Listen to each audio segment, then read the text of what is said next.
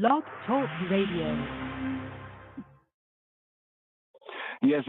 Shalom, Habarim, shalom, brothers, friends, associates, Talmudim, fellow disciples, greetings. This is Yadin, a.k.a. or PKA, Ras Adonis Tafari, publicly known as, but this is Yadin.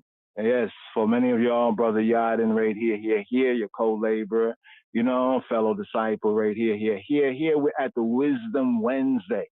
Here we're at the Rebi'i, Yom HaRebi'i. Here we're at the fourth day, right? The fourth day of this Shabuah right here.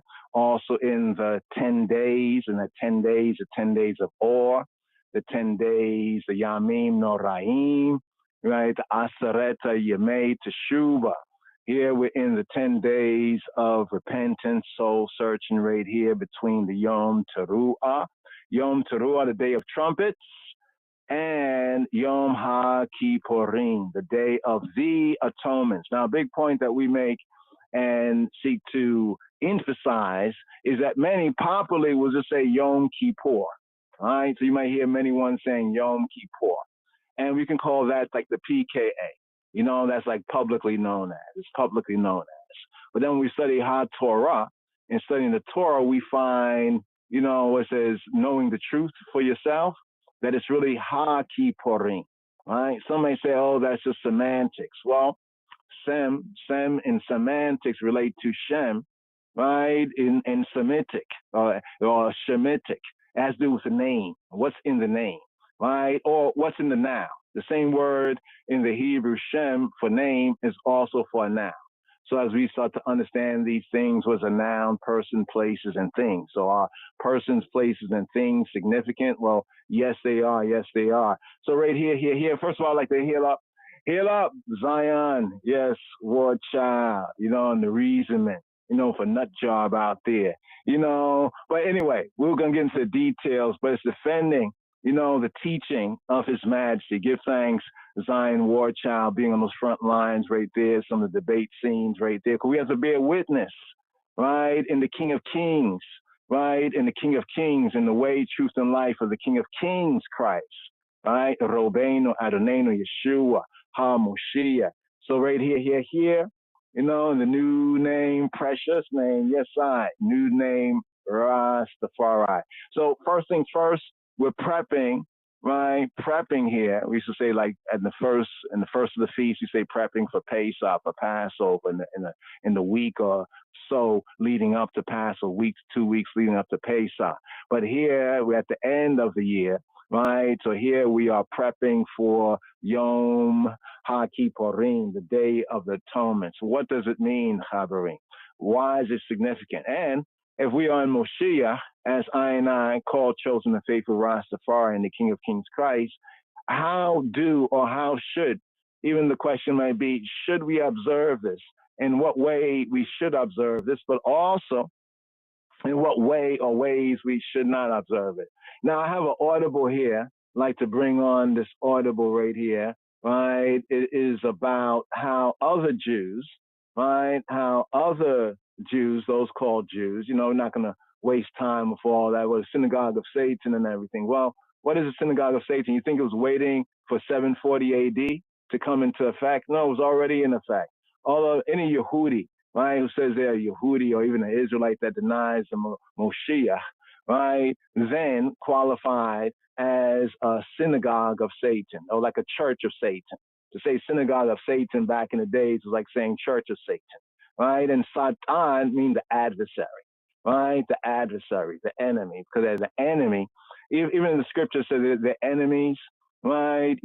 Of the gospel, what I mean? But they are beloved because the patriarch, because they're our people. So physically, by whose blood? By whose blood? Because blood is a symbol of life. So let's say this another way: by whose life? So here we're going to bring forward, hopefully, a kind of an older audible reasoning, but I think one will find it interesting because some of these things are what's going on nowadays, and we see them, and we're going to see them. It depends on where we're at and where other Yehudi or other, self-professed Jews are. But this is on, well, here's the title of it. It's an oldie but goodie, right? White Jews, right? Yom Kippur chicken. We're going to talk about the chicken atonement. The chicken atonement, a.k.a. the order of what they call the Kappurot, the Kappurot. It was a reason that we had some years ago because when we started to observe these things, of course, others and even ourselves, started to ask some questions. Do we do it like some of the European Hasidic Jews? Because we are Hasid too, but we're not European. But like some of the European Hasidic Jews where they take the chicken, twirl around their heads and do these different things. And if you're here in New York, you probably over the years have seen some very interesting, sights and sounds. But first things first, right here, brothers and sisters, here we're still in this Shabua, right? In this week, in this time right here, this is the fourth day, the middle of the week. Remember, Daniel's prophecy says, right? This is how we know when, Yeshua, was hung, right? Or they say crucified, right? On the tree of his cross. The cross was the cross beam of wood that was attached to a tree, a significant tree that was in a spot they call the place of the skull, or in the Hebrew or more maybe Aramaic, right? Golgotha, right? So right here, the fourth day of the week, we have a psalm. We have Psalm 94, right? Psalm 94. Zion, watch out. Yes, I hope that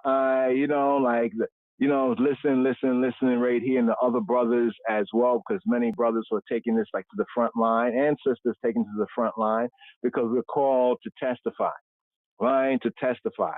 And I as a new name, we testify to the Rastafari, right? PKA, or publicly known as Kadamawi Haile Selassie. We testify to him and to his Christ, Yeshua HaMoshiach. Now, is His Majesty anointed? Yes, he is the anointed king. You can say Messiah, and Messiah basically means Christ. You would say, well, the Christ. There were many Christs.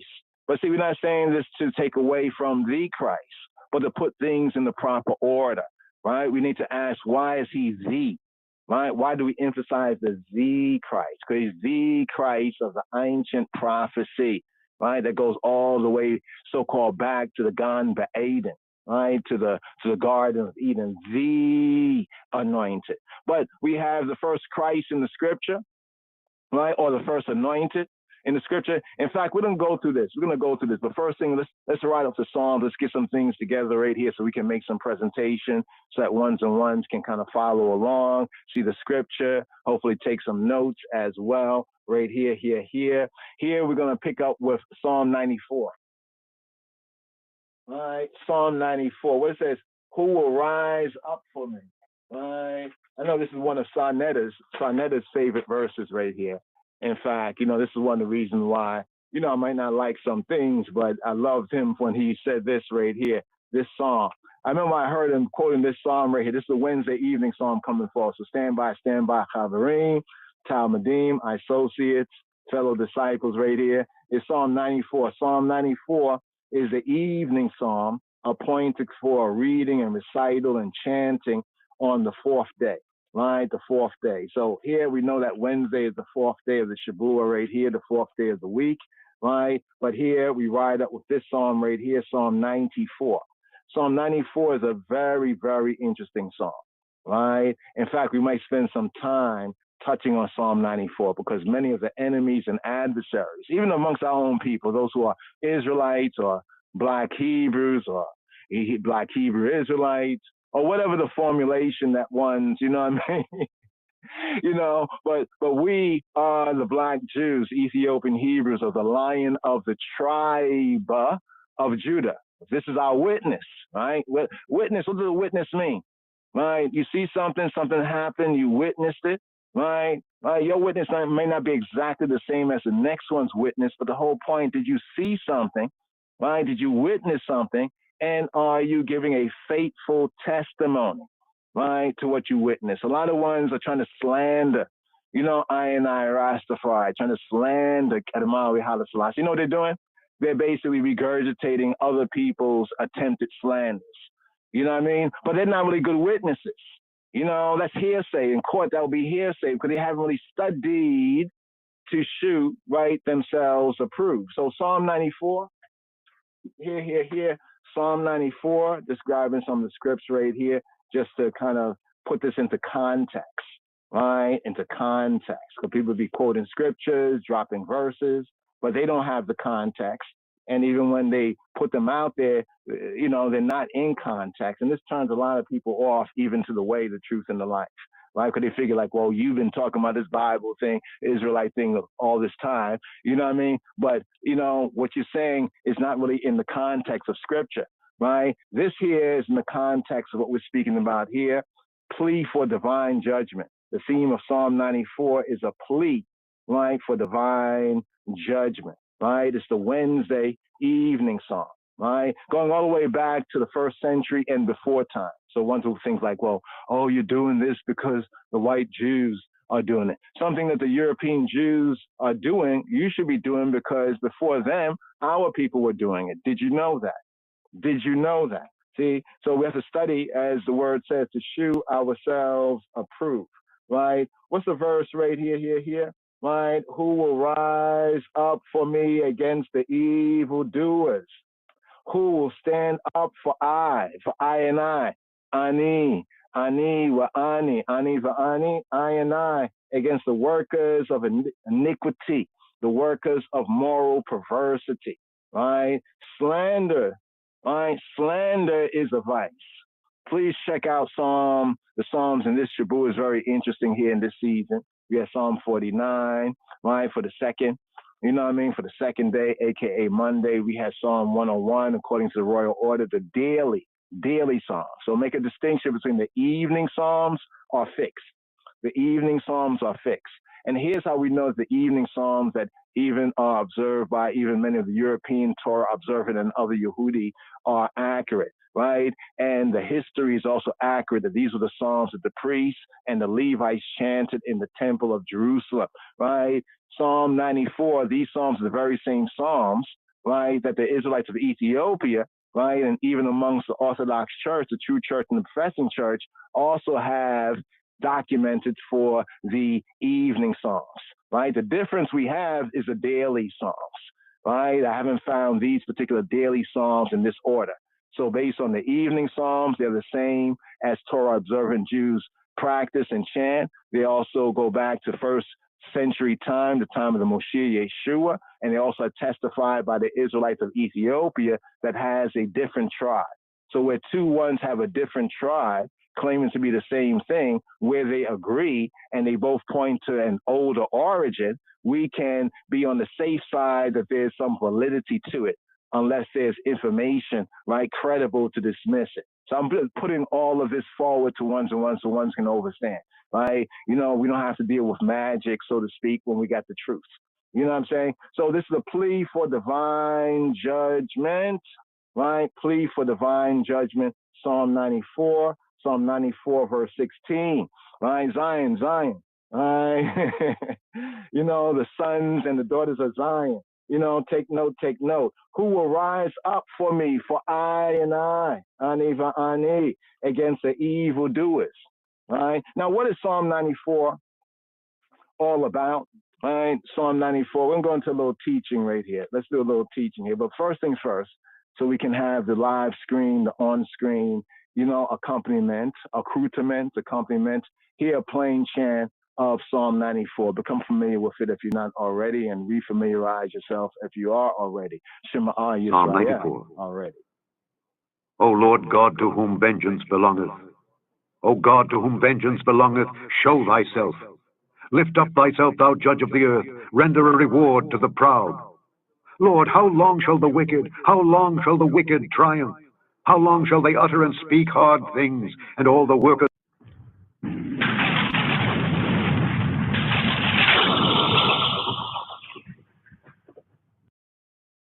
Psalm 94. Mizmor Tzad Dalet. O Lord. Here. Let's come to the Hebrew highlights right here. All right, right here. Version 2. Psalm 94. Mizmor Tzad Dalet. O Lord God, to whom vengeance belongeth, vengeance belongeth, vengeance belongeth, vengeance belongeth. El nekamot Adonai, Adonai, Adonai, Adonai. O God, to whom vengeance belongeth, show thyself, show thyself, show thyself, show thyself. El nekamot Hofia, Hofia, Hofia, Hofia. Lift up thyself, thou judge of the earth, judge of the earth, judge of the earth. Hinnase shofet haaretz, shofet haaretz, haaretz, haaretz. Render a reward to the proud, to the proud, to the proud. Hashev gemul al geim, al geim, al geim, al geim.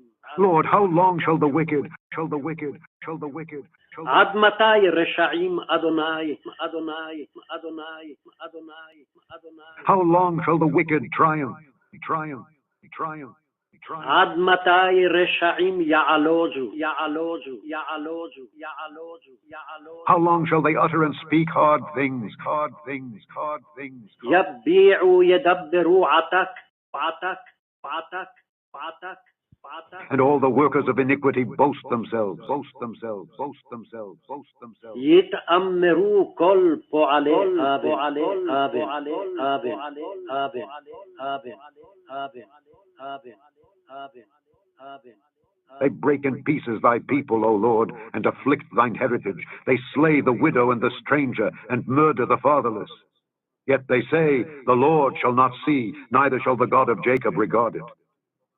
Understand, ye brutish among the people, and ye fools, when will ye be wise? He that planted the ear, shall he not hear? He that formed the eye, shall he not see? He that chastiseth the heathen, shall not he correct? He that teacheth man knowledge, shall not he know? The Lord knoweth the thoughts of man, that they are vanity. Blessed is the man whom thou chastenest, O Lord, and teachest him out of thy law, that thou mayest give him rest from the days of adversity, until the pit be digged for the wicked. For the Lord will not cast off his people, neither will he forsake his inheritance. But judgment shall return unto righteousness, and all the upright in heart shall follow it. Who will rise up for me against the evildoers? Or who will stand up for me against the workers of iniquity? Unless the Lord had been my help, my soul had almost dwelt in silence. When I said, my foot slippeth, thy mercy, O Lord, held me up. In the multitude of my thoughts within me, thy comforts delight my soul. Shall the throne of iniquity have fellowship with thee, which frameth mischief by a law? They gather themselves together against the soul of the righteous, and condemn the innocent blood. But the Lord is my defense, and my God is the rock of my refuge. And he shall bring upon them their own iniquity, and shall cut them off in their own wickedness. Yea, the Lord our God shall cut them off. Yeah. Just let them be cut off for a moment. Okay, so rise up the chant, here.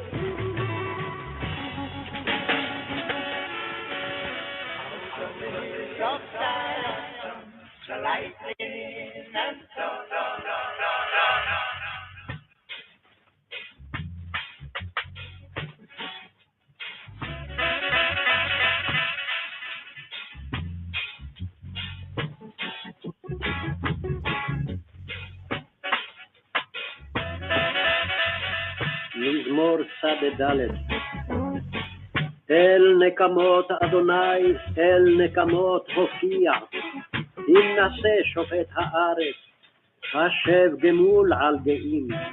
עד מתי רשעים אדוני, עד מתי רשעים יעלוזו, יביעו ידברו עתק, יתאמרו כל פועלי אבן.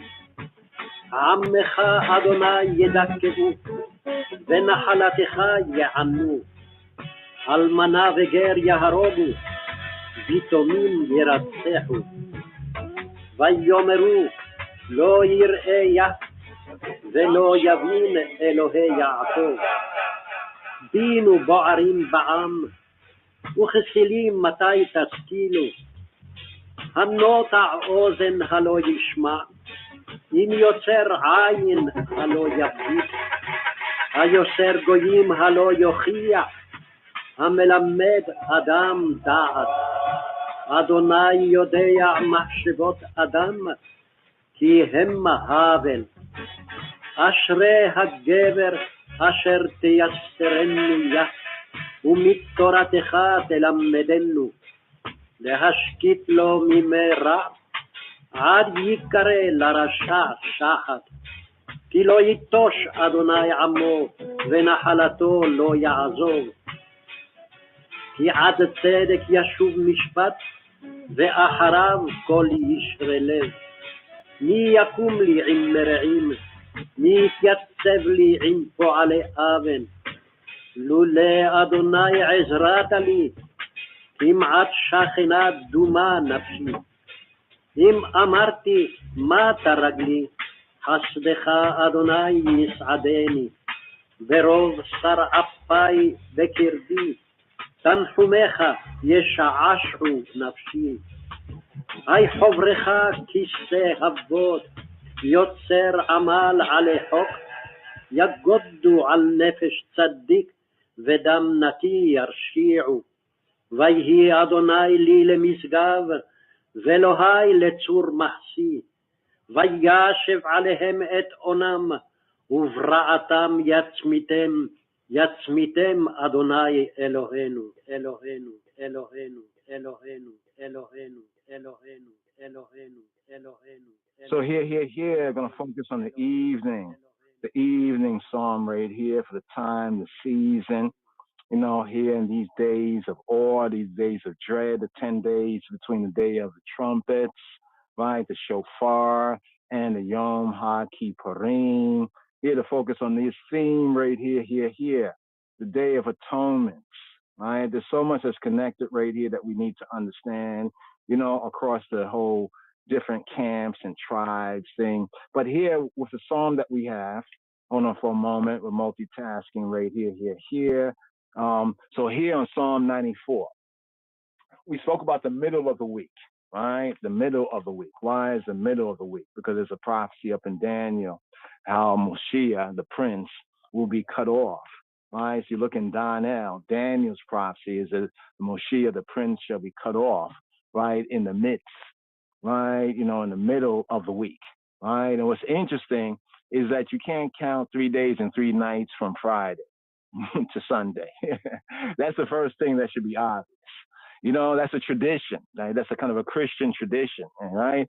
And it seems as though, you know, because one's made a mistake way back when, just because it was way back when doesn't make it any better. If it was wrong way back when and we still do it now, we say we're going to keep doing it now, but we know it was a mistake.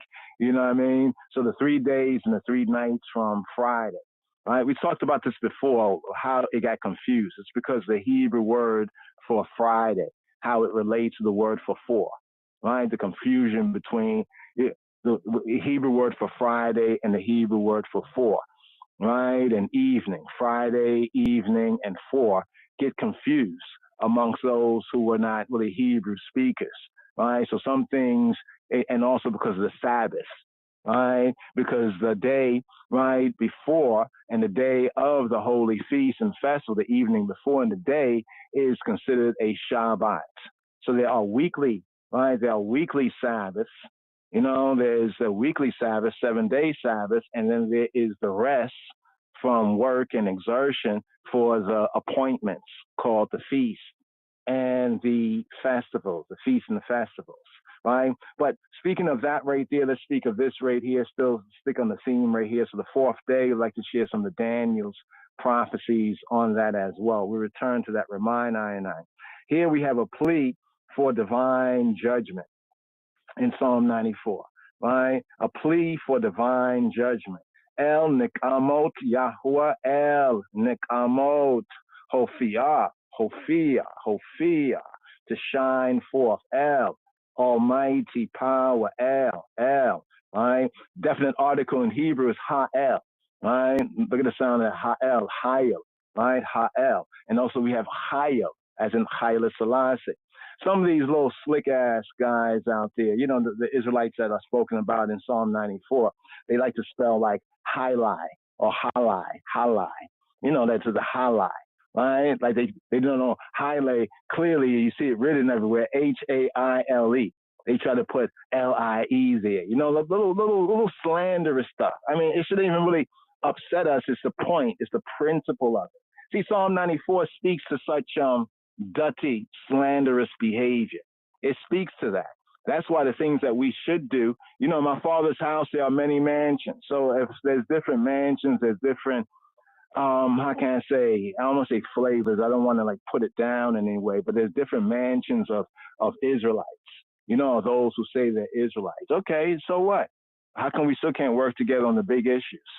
Right? You know, it's because there's other things. We need divine judgment, right? Divine judgment. Either you're right, and I'm right, or you're right and I'm wrong, or I'm wrong and you're right, right? But there's some way we must be able to decide this, right? Outside of, you know, flesh, personal feelings and everything like that, emotions and feelings. See, we have to put those things on the altar. We have to bundle things. You know what I mean? Bundle things. So here we have Psalm 94, plea for divine judgment. The tone, the style, and matter of this psalm needs more Sadai Dalet. Sadai Dalet, Psalm 94. It contrasts sharply with the preceding and succeeding psalms. Right? We go to some of the details of this because the psalm after is Psalm 94. Psalm 94 is Psalm 95, and Psalm 95 to Psalm 99. Plus Psalm 29 is the Kabbalat Shabbat Psalms. Those 6 psalms for the 6 days of the week as we prep the evening for the Shabbat day, right? According to the ancient tribe right there. And then we also have the psalms before 94, right? We have the Friday evening psalm, Psalm 93, right? Speaking about the glories and the reign of Yahweh as king, even as King of Kings. Then we have Psalm 92. Psalm 92 is a Shabbat psalm. So those psalms are more psalms that call like for kind of a joyous, right? A joyous, generally speaking, engagement. But Psalm 94, right, almost in the middle of the 90 psalms, is a very interesting psalm. So in other words, if you read all the 90 psalms, the psalms of the 90s, the 90 psalms, if you read them and you go through and you receive the spirit of the word, you'll see that Psalm 94 is like a difference. Like, man, this is hot. This is like, what is it like?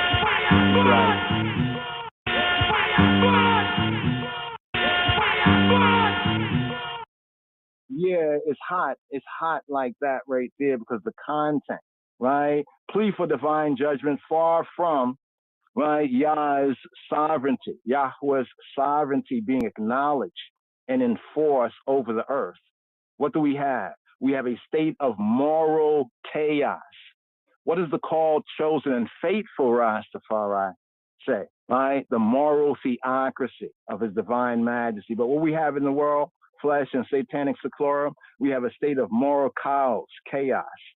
It's interesting, the word ka'as in Hebrew means like vexation, ka'as, right? We have chaos, right? Prevails in that justice is denied to those who need its protection most.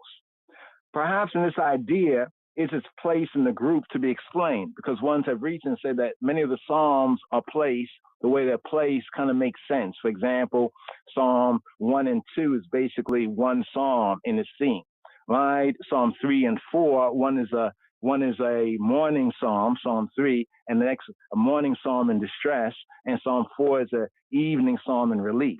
So we see a connection between the Psalms, even in their placing within the Sefer Tehillim, right? Within the book of the praises, Tehillim. But let's go on and just break this down right here. Psalm 93, the Psalm before. What does Psalm 93, XCII, deal with, right? Adai Gimel. It proclaims an ideal.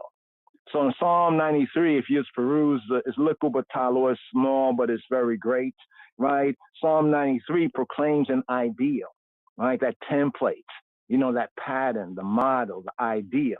This psalm, right? The evening psalm here, right? Mizmor Adai Dalet, Psalm 94, right?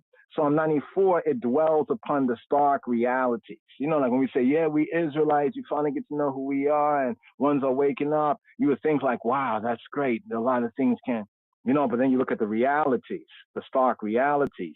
They disclose so different a state of things or things or kings, if you please. The following Psalms, the Psalms after Psalm 94, right, 95 to say 99, they resume the joyful note. There's a joyful note that is resumed because of unshakable assurance, always faithful, always sure, in the ultimate realization of the ideal. So what is the ideal? The Rastafari of all Rastafari, the Rastafari, right? PKA, right? Publicly known as Kedamawi Haile Selassie. I have to focus on the right, anointing, incarnation. You know, we have to go to the roots, right? To the roots, right? To the roots. The realization of the ideal is the triumph of good over evil. When we say good over evil, even Ayabingi, Nayabingi, B and Nigi note, right? On Bingi note, on the strings, on the harps. Even Nayabingi says death to what? Black and white down presses, non-partial, right? So this psalm, many of the psalms speak to like the enemies of other nations, the Goyim, but many of the psalms also speak to the enemies amongst our own people. The enemies amongst Israelites, right? I mean, look how the kingdom got split between the Judahites in the south. That's where we get the Yehudi, and later on the true Jews, even we, the black Jews. And then we have the 10 tribes. The 10 tribes. Everybody's an Israelite, right? Everybody's an Israelite. Well, we as Judahites are Israelites, but we're repping the tribe of Judah, right? Yehuda. Even Yeshua said that, you know, you worship that which you know not. We know what we worship for salvations of the Jews. Does that bother you? It probably bothers some because you may have a misunderstanding of what and who is a Jew, right? Yehuda, right? We're speaking about the tribe of Judah, right? So here in today's psalm, we have to ask a few questions, or at least the psalm before us right here. We have to ask a few questions, right? Question number one. Who are the oppressors and the oppressed? Do we need to rephrase that for Rastafari? Yes, I is Rastafari, but I is not particularly or exclusively Jamaican Rastafari. I'm not Jamaican. Just want to make, this disclaimer right there. The roots of Rastafari is not in Jamaica, right? The roots of Rastafari is in Ethiopia. I could say the roots of Rastafari is in Rastafari, right? The man, right, PKA, publicly known as Kedamawi Haile Selassie. All right, just want to make that very clear right there. But let's rephrase this, right? Who are the down presses? All right, down presses. The elders brought out those sayings. That's why if you notice, a lot of people don't still use those things. They don't really still use that type of talk. All right, you see that type of talk. Remind me of the Pharisees. The Pharisees started out as really zealous about things of the law and the true things. And then by the time of the Moshiach, it became like sold out, so to speak, right? Who are the down presses, right? And the down press, right? According to Mizmor Sadai Dalet. Who are the down presses, right? And who are the down press in this psalm? This psalm that says, oh, Yahweh, Jehovah, thou El, almighty power, El, to whom vengeance belongeth. Thou El, to whom vengeance belongeth. Right? Shine forth. Everybody talk about, well, vengeance is mine, says the Lord. Okay. But this is the chant here for this middle of the week, right? This fourth day of the Shavuot. The same day Daniel's prophecy says Messiah will be cut off in the what? In the midst of the week, right? So who are the down presses and the down press? In Yeshua, Robeinu's time, who were the down presses and the down press? Right? Some will say, well, the down presses were the Romans, right? And the down press were the Judahites. That is true. That is true. But when the Moshiach, right, when Yeshua came of age, who were the down presses and the down press? Right? Right? Well, the down presses were the fellow Jews, the fellow so-called religious folks, like for I, called chosen and faithful Rastafari. The down presses are our other Israelite. Many, not all, but many of the anti-Israelites of Ethiopia camps and factions. In the down press, called, chosen, and faithful Rastafari, Royal Order of the Ethiopian Hebrews. Now, according to one, Targum, right? Targum is like an interpretation, Targum, right? It's foreign nations. Some look at Psalm 94 and say, no, Yadin, you're wrong about that, right? Lo Nahun, that's not Nakon, not correct. right? They say that, well, it's foreign nations. It's foreign nations are the down pressers who are acting ruthlessly against Israel, right? But I and others, we hold to the interpretation of this psalm and the application, especially here, right, in this time, in this season, that it's lawless, it's Torah-less, right? Lawless Israelites. Now, when we say the Torah-less, it's not that they don't say Torah, Torah, Torah, Torah, Torah, Torah, Torah, Torah, Torah. You know what I mean? They say Torah all the time. You know, they're Torah this, they're Torah that, you know, so forth and so on, right? But they are really lawless, right? Torah-less, right? For example, were the scribes and Pharisees, were they Torah-full or they were Torah-less? Who was Torah-full, right? According to the true Torah, it's Moshe, Yeshua, right? And those in the same truth, right? You know what I mean? If one is with the Messiah, they're with Messiah, right? That means that they're with the Torah, the true Torah. Give us the teaching of his majesty, because we don't want no devil's philosophy. So the lawless or Torah-less Israelites, it's them who deal unjustly with their brethren, right? If we're honest, right, even in different Rasta camps as well, we're honest, right? The greatest difficulty, yes, Babylon, Babylon, Babylon. We can babble on about Babylon, you know what I mean? But what happens when you find Babylon amongst the brethren, right, and don't have Torah, don't have the teaching of his majesty among the brethren? So for today's or the evening psalm before us right here, Psalm 94, this latter view, right? This latter view is adopted right here, here.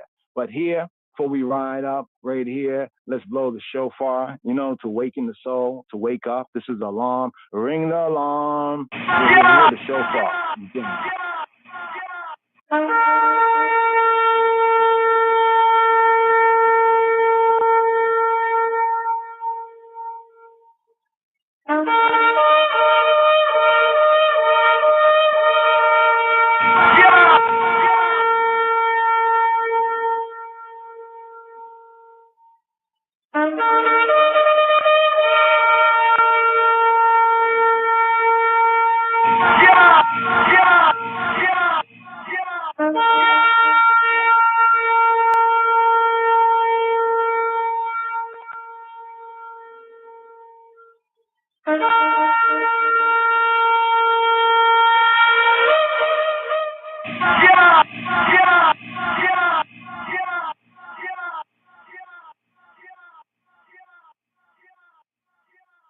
Let's touch on Daniel for a moment. Daniel. We're going to touch on Daniel's prophecy. But here, you could say an olive branch, you know, to our fellow Israelites, you know, of the other camps right here, you know, an olive branch right here. Here, the Prince of Reggae, right? Dennis Brown right here with children of Israel. Children of Israel. Check this tune right here out. All right, what Babylon feel like? I Rastafari Israelite. Hail up, army. Get the army ready. Army Gideon. Yes, I Rash on that side. Hail up here. Children of Israel. Well, children of Israel, take heed and listen to the words of a prophet. The wages of sin is death. Now the gift of God is eternal life. The truth is a fact, and we all know that. So there's no need to build no strife while there is life against your brothers or sisters or your enemies. There is the book of knowledge, yeah. It's there for those who want to learn truth, yeah.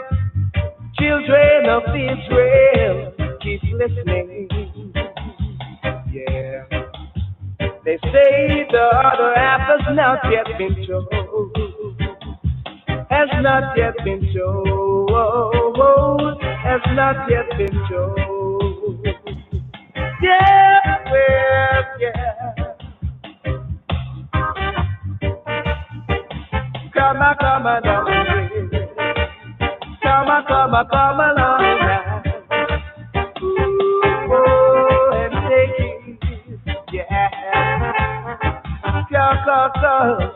'cause there is the book of knowledge, yeah. It's there for those who want to learn the truth, yeah. Children of Israel, take heed, yeah, and listen to the words of the prophet. The wages of sin is death. Now the gift of God is eternal life. The truth is a fact, and we all know that. So there's no need to feel no strife while there is life against your brother. Ooh, yeah. Ooh. There is a book of knowledge, yeah. It's there for those who want to learn.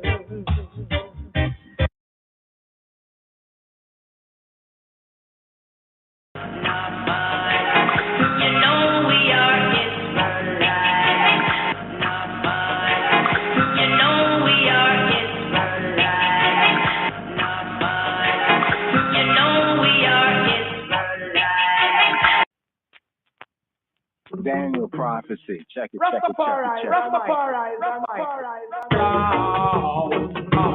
The people shall rejoice. Sing Selassie and the earth shall be healed. Hey, hey, hey. The earth shall see.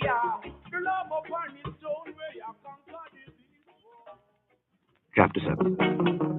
In the first year of Belshazzar, king of Babylon, Daniel had a dream and visions of his head upon his bed. Then he wrote the dream and told the sum of the matter. Daniel spake and said, I saw in my vision by night, and behold, the four winds of the heavens strove upon the great sea. And four great beasts came up from the sea, diverse one from another. The first was like a lion, and had eagle's wings. I beheld till the wings thereof were plucked, and it was lifted up from the earth, and made stand upon the feet as a man. And a man's heart was given to it. And behold, another beast, a second, like to a bear. And it raised up itself on one side, and it had 3 ribs in the mouth of it between the teeth of it. And they said thus unto it, Arise, devour much flesh. After this I beheld, and lo, another like a leopard, which had upon the back of it 4 wings of a fowl. The beast had also 4 heads, and dominion was given to it. After this I saw in the night vision, and behold, a 4th beast, dreadful and terrible, and strong exceedingly. And it had great iron teeth, devoured and brake in pieces, and stamped the residue with the feet of it. And it was diverse from all the beasts that were before it. It had 10 horns. I considered the horns, and behold, there came up among them another little horn, before whom there were 3 of the first horns plucked up by the roots. And behold, in this horn were eyes, like the eyes of man, and a mouth, speaking great things. I beheld till the thrones were cast down, and the Ancient of Days did sit, whose garment was white as snow, and the hair of his head like the pure wool. His throne was like the fiery flame, and his wheels as burning fire. A fiery stream issued and came forth from before him. 1,000,000 ministered unto him, and 10,000 times 10,000 stood before him. The judgment was set, and the books were opened. I beheld then, because of the voice of the great words which the horn spake, I beheld even till the beast was slain, and his body destroyed, and given to the burning flame. As concerning the rest of the beasts, they had their dominion taken away, yet their lives were prolonged for a season and time. I saw in the night visions, and behold, one like the Son of Man came with the clouds of heaven, and came to the Ancient of Days, and they brought him near before him. And there was given him dominion and glory and a kingdom, that all people, nations, and languages should serve him. His dominion is an everlasting dominion, which shall not pass away, and his kingdom that which shall not be destroyed. I, Daniel, was grieved in my spirit in the midst of my body, and the visions of my head troubled me. I came near unto one of them that stood by, and asked him the truth of all this. So he told me, and made me know the interpretation of the things. These great beasts, which are four kings which shall arise out of the earth. But the saints of the Most High shall take the kingdom and possess the kingdom forever, even forever and ever. Then I would know the truth of the fourth beast, which was diverse from all the others. A fiery stream issued and came forth from before him. Fiery stream, fiery stream, fiery stream, fiery stream.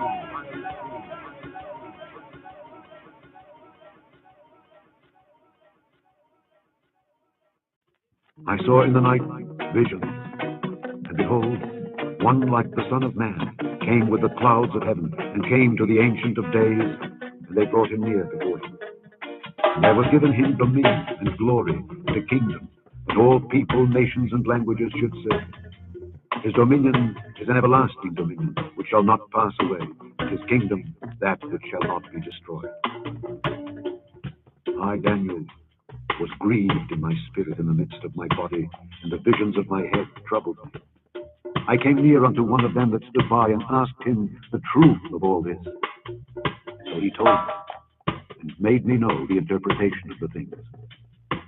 These great beasts, which are four kings which shall arise out of the earth. But the saints of the Most High shall take the kingdom and possess the kingdom forever, even forever and ever. Then I would know the truth of the fourth beast, which was diverse from all the others, exceeding dreadful, whose teeth were of iron, and his nails of brass, which devoured, brake in pieces, and stamped the residue with his feet. And of the 10 horns that were in his head, and of the other which came up, and before whom 3 fell, even that horn that had eyes, and the mouth that spake very great things, whose look was more stout than his belly. I beheld, and the same horn made war with the saints, and prevailed against them, until the Ancient of Days came, and judgment was given to the saints of the Most High. And the time came, the saints possessed the kingdom. Thus he said, the fourth beast shall be the fourth kingdom upon earth, which shall be diverse from all kingdoms, and shall devour the whole earth, and shall tread it down, and break it in pieces. And the 10 horns out of this kingdom are 10 kings that shall arise, and another shall rise after them, and he shall be diverse from the first, and he shall subdue 3 kings.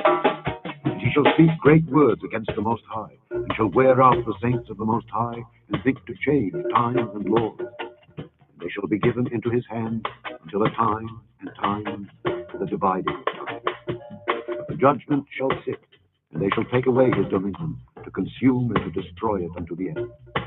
And the kingdom and dominion, and the greatness of the kingdom under the whole heaven, shall be given to the people of the saints of the Most High, whose kingdom is an everlasting kingdom, and all dominions shall serve and obey him. Hitherto is the end of the matter. As for me, Daniel, my cogitation much troubled me, my countenance changed me. But I kept the matter in my heart.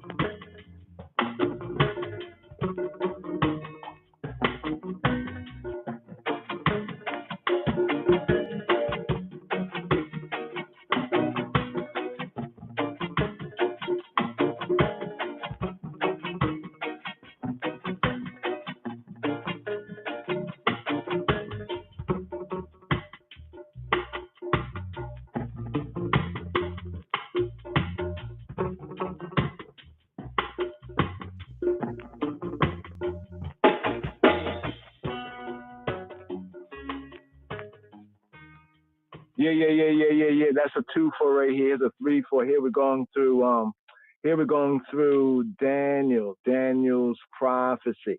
Here we're checking out Daniel's prophecy, Daniel chapter 7. Right, chapter 7. Once again, let's go over verses 10 to 28 one more time on the world rhythm. Yeah.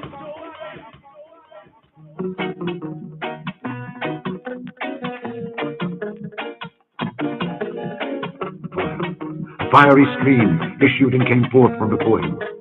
A fiery stream, a fiery stream, a fiery stream, a fiery stream, a fiery stream, a fiery stream, a fiery stream issued and came forth from before him.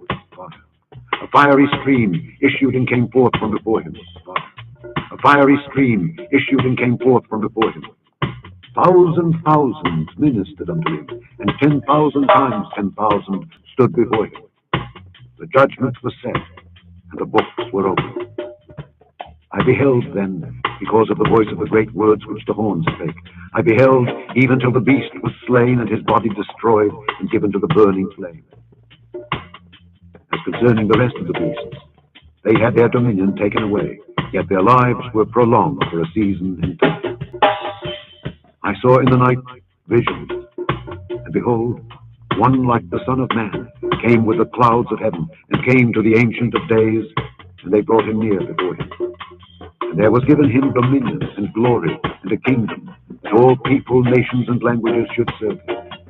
His dominion is an everlasting dominion, which shall not pass away, and his kingdom that which shall not be destroyed. I, Daniel, was grieved in my spirit in the midst of my body, and the visions of my head troubled me. I came near unto one of them that stood by, and asked him the truth of all this. So he told me, and made me know the interpretation of the thing. These great beasts, which are four kings which shall arise out of the earth. The saints of the Most High shall take the kingdom, and possess the kingdom forever, even forever and ever. Then I would know the truth of the fourth beast, which was diverse from all the others, exceeding dreadful, whose teeth were of iron, and his nails of brass, which devoured, brake in pieces, and stamped the residue with his feet. And of the 10 horns that were in his head, and of the other which came up, and before whom 3 fell, even of that horn that had eyes, and a mouth which spake very great things, whose look was more stout than his belly. I beheld, and the same horn made war with the saints, and prevailed against them, until the Ancient of Days came, and judgment was given to the saints of the Most High. And the time came, the saints possessed the kingdom. Thus he said, the fourth beast shall be the fourth kingdom upon earth, and shall be diverse from all kingdoms, and shall devour the whole earth, and shall tread it down, and break it in pieces. And the 10 horns out of this kingdom are 10 kings that shall arise, and another shall rise after them, and he shall be diverse from the first, and he shall subdue 3 kings. And he shall speak great words against the Most High, and shall wear out the saints of the Most High, and think to change times and laws. They shall be given into his hand until a time, and the dividing of time. The judgment shall sit, and they shall take away his dominion, to consume and to destroy it unto the end, unto the end, unto the end, unto the end. And the kingdom and dominion, and the greatness of the kingdom unto the whole heaven, shall be given to the people of the saints of the Most High, whose kingdom is an everlasting kingdom, and all dominions shall serve and obey him. Hitherto is the end of the matter. As for me, Daniel, my cogitations much troubled me, and my countenance changed in me. But I kept the matter in my heart, my heart, my heart, my heart, my heart. Hard to call, Zion, warring, rise up and chant. Oh, Zion, yeah.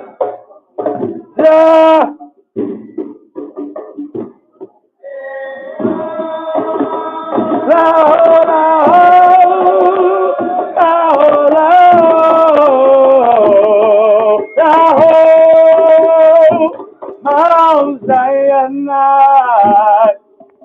yeah. Rastafari. Oh, Zion,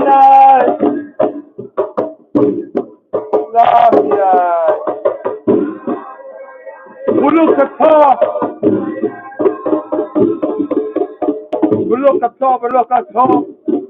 Baruch. Hashem now. Eloheinu Elona Echad. Shah. Yahweh Hashem Yahweh Shabbat Rastafari. Yeah!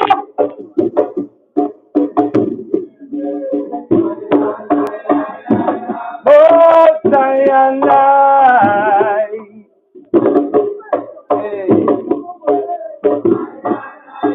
Shalom, oh, Zion,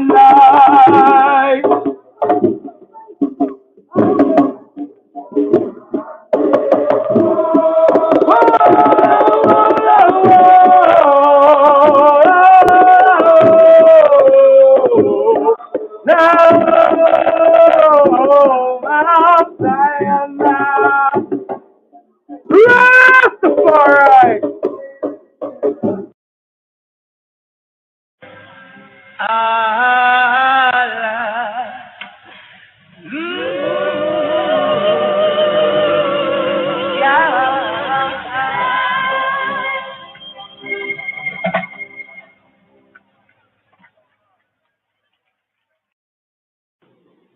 Hear, O Israel, Israel, Israel, Israel, Israel, Israel. Shema Yisrael, Yisrael, Yisrael, Yisrael, Yisrael, Yisrael. The Lord our God, God, God, God, Adonai Eloheinu, Eloheinu, Eloheinu, Eloheinu, Eloheinu. is one Lord, Lord, Lord, Lord, Lord. Adonai Echad, Adonai Echad, Adonai Echad, Adonai Echad.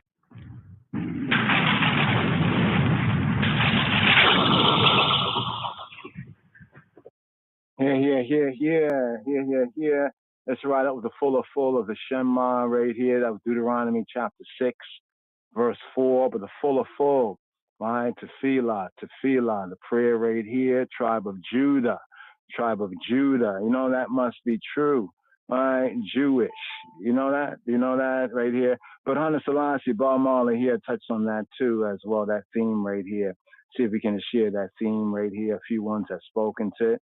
Right, here we go. Where is it? Okay, it must be Jew. Right, let's see. Let's get this right here.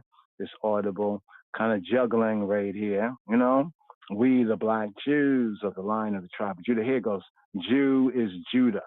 All right, if you want to study and get to the roots, so Jew truly is Yehuda. Being spread all over another country, another way of thinking. I also heard that you eating is also kosher eating. I mean, you're not eating pork and things like that. You know.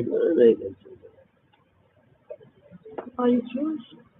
Yeah, Rasta. I don't understand. Well, I am Rasta. So it's the same tradition as for the Lion of the tribe of Judah. That must be Jew. Judah. Must come Jew. I was class at Judah. Tribe of Judah. Simple and true right there. So in the Tefillah, Deuteronomy chapter 6, verse 4, you know, the Shema, Yisrael. Yahweh Eloheinu, Yahweh Echad. Right here, Deuteronomy 6, right, chapter 6, verse 4 to 9, but here's the full. Deuteronomy chapter 6, verses 4 to 9. See, a lot of people do the Shema, right, verse 4, but they forget about verse 5, verse 6, verse 7, verse 8, and of course, verse 9, right there. But the full, Deuteronomy chapter 6, verse 4 to 9, Deuteronomy chapter 11, verses 13 to 21, and Numbers chapter 15, verses 37 to 41, Dubwise, Shema Yisrael. Here it is.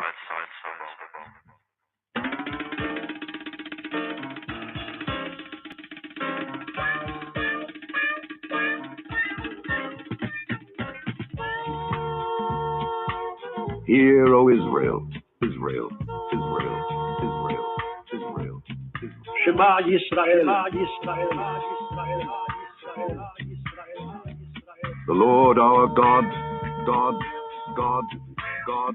Adonai Eloheinu, Eloheinu, Eloheinu, Eloheinu, Eloheinu. Is one Lord, Lord, Lord, Lord, Lord. Adonai Echad, Adonai Echad, Adonai Echad, Adonai Echad, Adonai Echad, Adonai Echad, Adonai Echad, Adonai Echad, Adonai Echad. And thou shalt love the Lord thy God with all thine heart, and with all thy soul, and with all thy might. And these words which I command thee this day shall be in thine heart. And thou shalt teach them diligently unto thy children, and shalt talk of them when thou sittest in thine house, and when thou walkest by the way, and when thou liest down, and when thou risest up.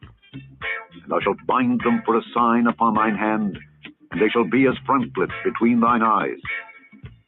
And thou shalt write them upon the posts of thy house, and on thy gates, my gates, my gates, my gates, my gates, my gates, my gates, my gates, my gates. And it shall come to pass, if ye shall hearken diligently unto my commandments which I command you this day, to love the Lord your God, and to serve him with all your heart and with all your soul, that I will give you the rain of your land in his due season, the first rain and the latter rain, that thou mayest gather in thy corn, and thy wine, and thine oil. And I will send grass in thy fields for thy cattle, that thou mayest eat and be full. Take heed to yourselves, that your heart be not deceived, and ye turn aside and serve other gods and worship them. And then the Lord's wrath be kindled against you, and he shut up the heaven, that there be no rain, and that the land yield not her fruit. And lest ye perish quickly from off the good land which the Lord giveth you. Therefore shall ye lay up these my words in your heart and in your soul, and bind them for a sign upon your hand, that they may be as frontlets between your eyes. And ye shall teach them your children, speaking of them when thou sittest in thine house, and when thou walkest by the way, when thou liest down, and when thou risest up. And thou shalt write them upon the doorposts of thine house, and upon thy gates, that your days may be multiplied, and the days of your children, in the land which the Lord sware unto your fathers to give them, as the days of heaven upon the earth, upon the earth, upon the earth, upon the earth, upon the earth.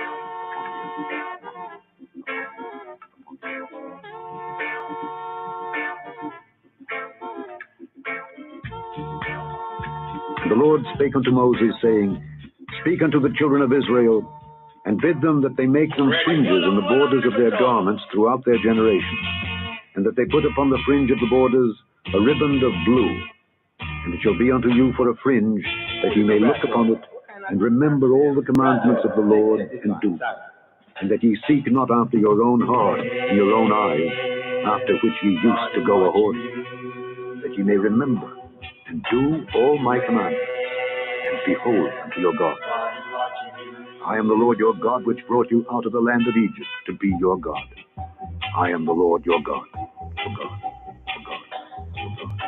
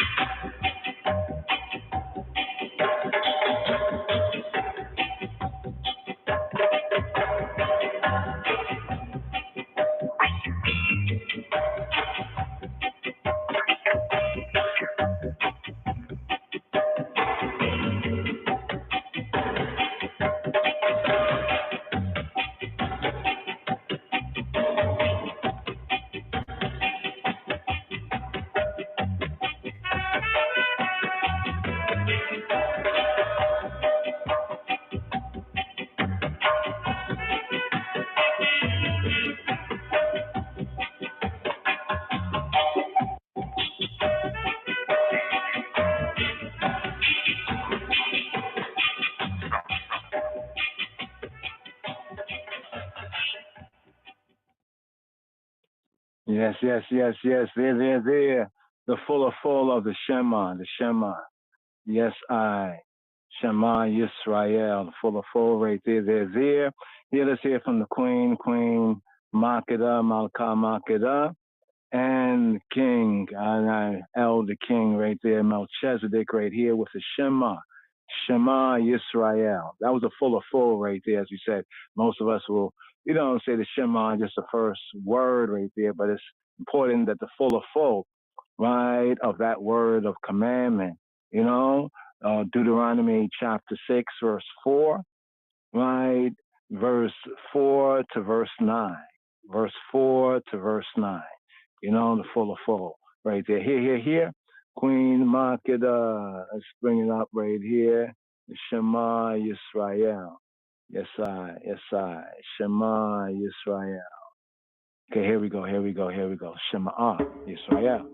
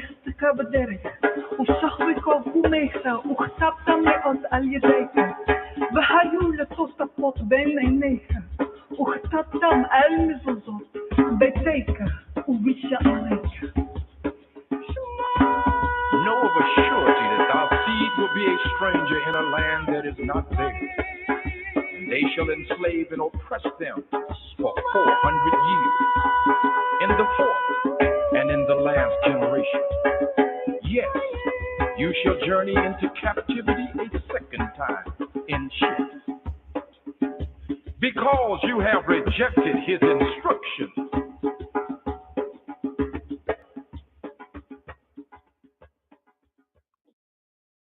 Jah is one, Yahweh Echad. Here, Ake Becca, aka our brother Benjamin Vaughn Benjamin right here. Ake Becca, Jah is one, Yah Echad, Yahweh Echad, Shema Yisrael. Children of the new covenant, here I, O Israel, Rastafari is one. Blazing tongue of flame, get a youth, you know your name come. For he shall have judgment without mercy, that have shown no mercy. For mercy rejoices against judgment, in secret ridicule.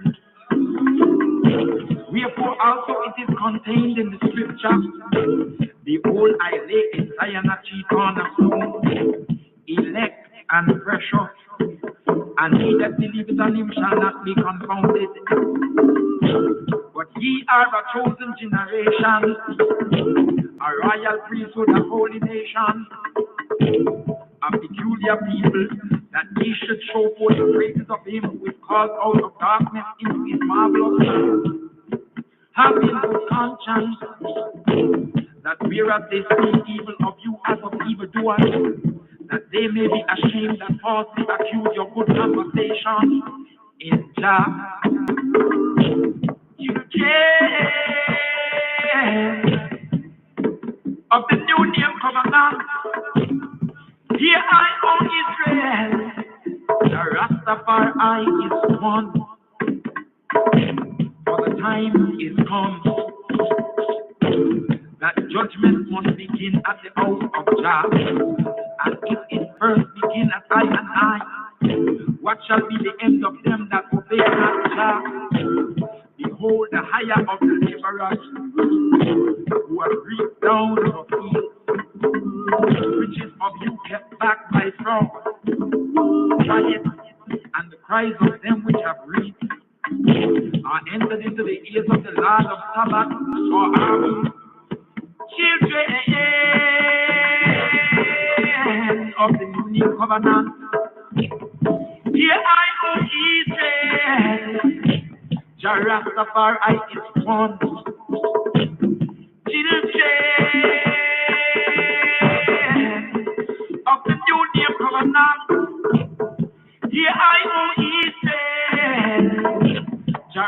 Rastafari is one. Jah Rastafari is one. Jah Rastafari is one.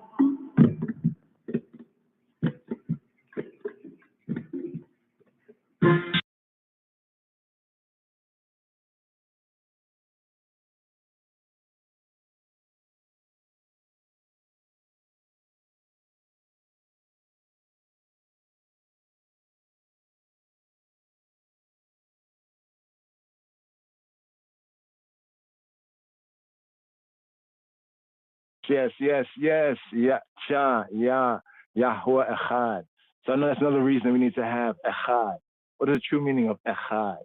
You know, we look at it from an English Western Gentile perspective. We need to have that reasoning on the true Trinity, or the Hebrew, right? The Hebrew Trinity, or the concept, the idea that still manifests and bear witness. If one's really understood the Hebrew, even that phrase, Shema Yisrael, Yahweh Eloheinu, Yahweh Echad, one can understand, you know, the true Trinity. But that's another reason. Let's put that on the, you know, on the to-do. That's the reason. I think a sister had came in the chat, and I was brought to I and I attention. Didn't get to fully really respond to her, but we're going to respond to the subject matter as well. But right here in this time, in this season, right here. O Lord, open thou my lips, my lips, my lips. Adonai Shefatai Tiftach, Tiftach, Tiftach, Tiftach, Tiftach, Tiftach. And my mouth shall show forth thy praise, thy praise, thy praise, thy praise, thy praise, thy praise. Ufi Yagit Tehillatecha, Tehillatecha, Tehillatecha, Tehillatecha, Tehillatecha. For thou desirest not sacrifice, not sacrifice, not sacrifice, not sacrifice, not sacrifice, not sacrifice, not sacrifice. That's the opening word of the ancient standing prayer, Judaic, Hebraic, tribe of Judah standing prayer, what we know as the Amidah. The Amidah, the standing, from Ahmad. Ahmad in Hebrew, to stand, the Amidah, standing. So right there, that's from Psalm 51, 15 in the Hebrew. Here's like, it's a basic chant, right? Just some of the basics of I and I, you know, collective communal worship, right? To show what Yahweh Eloheinu, right, Bashem Yeshua, worth to I and I, the word sound, as it says in Hosea, right? Return to Yahweh, right? O Israel, bring a few words, right? Bring a few words. So we will offer the calves, not the debtors calves, you know, the calves is like the little baby of the bovine animals. But no, right here, the calves of I and I lips. So right here, basic words of the Amidah, standing prayer, Shema Yisrael. Rise up to chant. Shema Rastafari. Shema Yisrael. Hear, Rastafari, hear, O Israel. My Lord, open my lips, and my mouth shall declare your praise. Blessed are you, Lord, our God, and God of our father, God of Abraham, God of Isaac, and God of Jacob, the great, mighty, and awesome God, exalted God who bestows bountiful kindness, who creates all things, who remembers the piety of the patriarchs, and who in love brings the Redeemer to their children's children for the sake of his name. O King, you are a helper, a savior, and a shield. Blessed are you, Lord, shield of Abraham. You are mighty forever, my Lord. You resurrect the dead, you are powerful to save. You sustain the living with loving kindness, resurrect the dead with great mercy, support the falling, heal the sick, release the bound, and fulfill your trust to those who sleep in the dust. Who is like you, mighty one, and who can be compared to you, King, who brings death and restores life and causes deliverance to spring forth? You are trustworthy to revive the dead. Blessed are you, Lord, who revives the dead. We will hallow and adore you as the sweet word of the assembly of the holy seraphim, who twice repeat, holy unto you, as it is written by your prophet. And they call one to another and say, holy, holy, holy is the Lord of the hosts. The whole earth is full of his glory. Blessed be the glory of the Lord from its place. And in your holy scriptures it is written thus, the Lord shall reign forever, your God, O Zion, throughout all generations. Praise the Lord. You are holy, and your name is holy. and holy beings praise you daily for all eternity. Blessed are you, Lord, the holy God. You graciously bestow knowledge upon man and teach mortals understanding. Graciously bestow upon us from you wisdom, understanding, and knowledge. Blessed are you, Lord, who graciously bestows knowledge. Cause us to return, our Father, to your Torah. Draw us near, our King, to your service, and bring us back to you in wholehearted repentance. Blessed are you, Lord, who desires repentance. Pardon us, our Father, for we have sinned. Forgive us, our King, for we have transgressed. For you are a good and forgiving God. Blessed are you, Lord, gracious one who pardons abundantly. O behold our affliction and wage our battle. Redeem us speedily for the sake of your name. For you, God, are the mighty Redeemer. Blessed are you, Lord, Redeemer of Israel. Heal us, O Lord, and we will be healed. Help us, and we will be saved. For you are our praise. Grant complete cure and healing to all our wounds. For you, Almighty King, are a faithful and merciful healer. Blessed are you, Lord, who heals the sick of his people, Israel. Bless for us, Lord, our God, this year, and all the varieties of his produce for good, and bestow blessing upon the face of the earth. Satisfy us from your bounty, and bless our year like other good years for blessings. For you are a generous God who bestows goodness and blesses the years. Blessed are you, Lord, who blesses the years. Sound the great shofar for our freedom. Raise a banner to gather our exiles, and bring us together from the four corners of the earth into our land. Blessed are you, Lord, who gathers the dispersed of his people, Israel. Restore our judges as in former times, and our counselors as of yore. Remove from us sorrow and sighing, and reign over us. You alone, O Lord, with kindness and compassion, with righteousness and justice. Blessed are you, Lord, King, who lives righteousness and justice.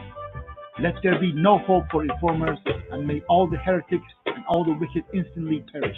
May all the enemies of your people be speedily extirpated, and may you swiftly uproot, break, crush, and subdue the reign of wickedness speedily in our days. Blessed are you, Lord, who crushes enemies and subdues the wicked.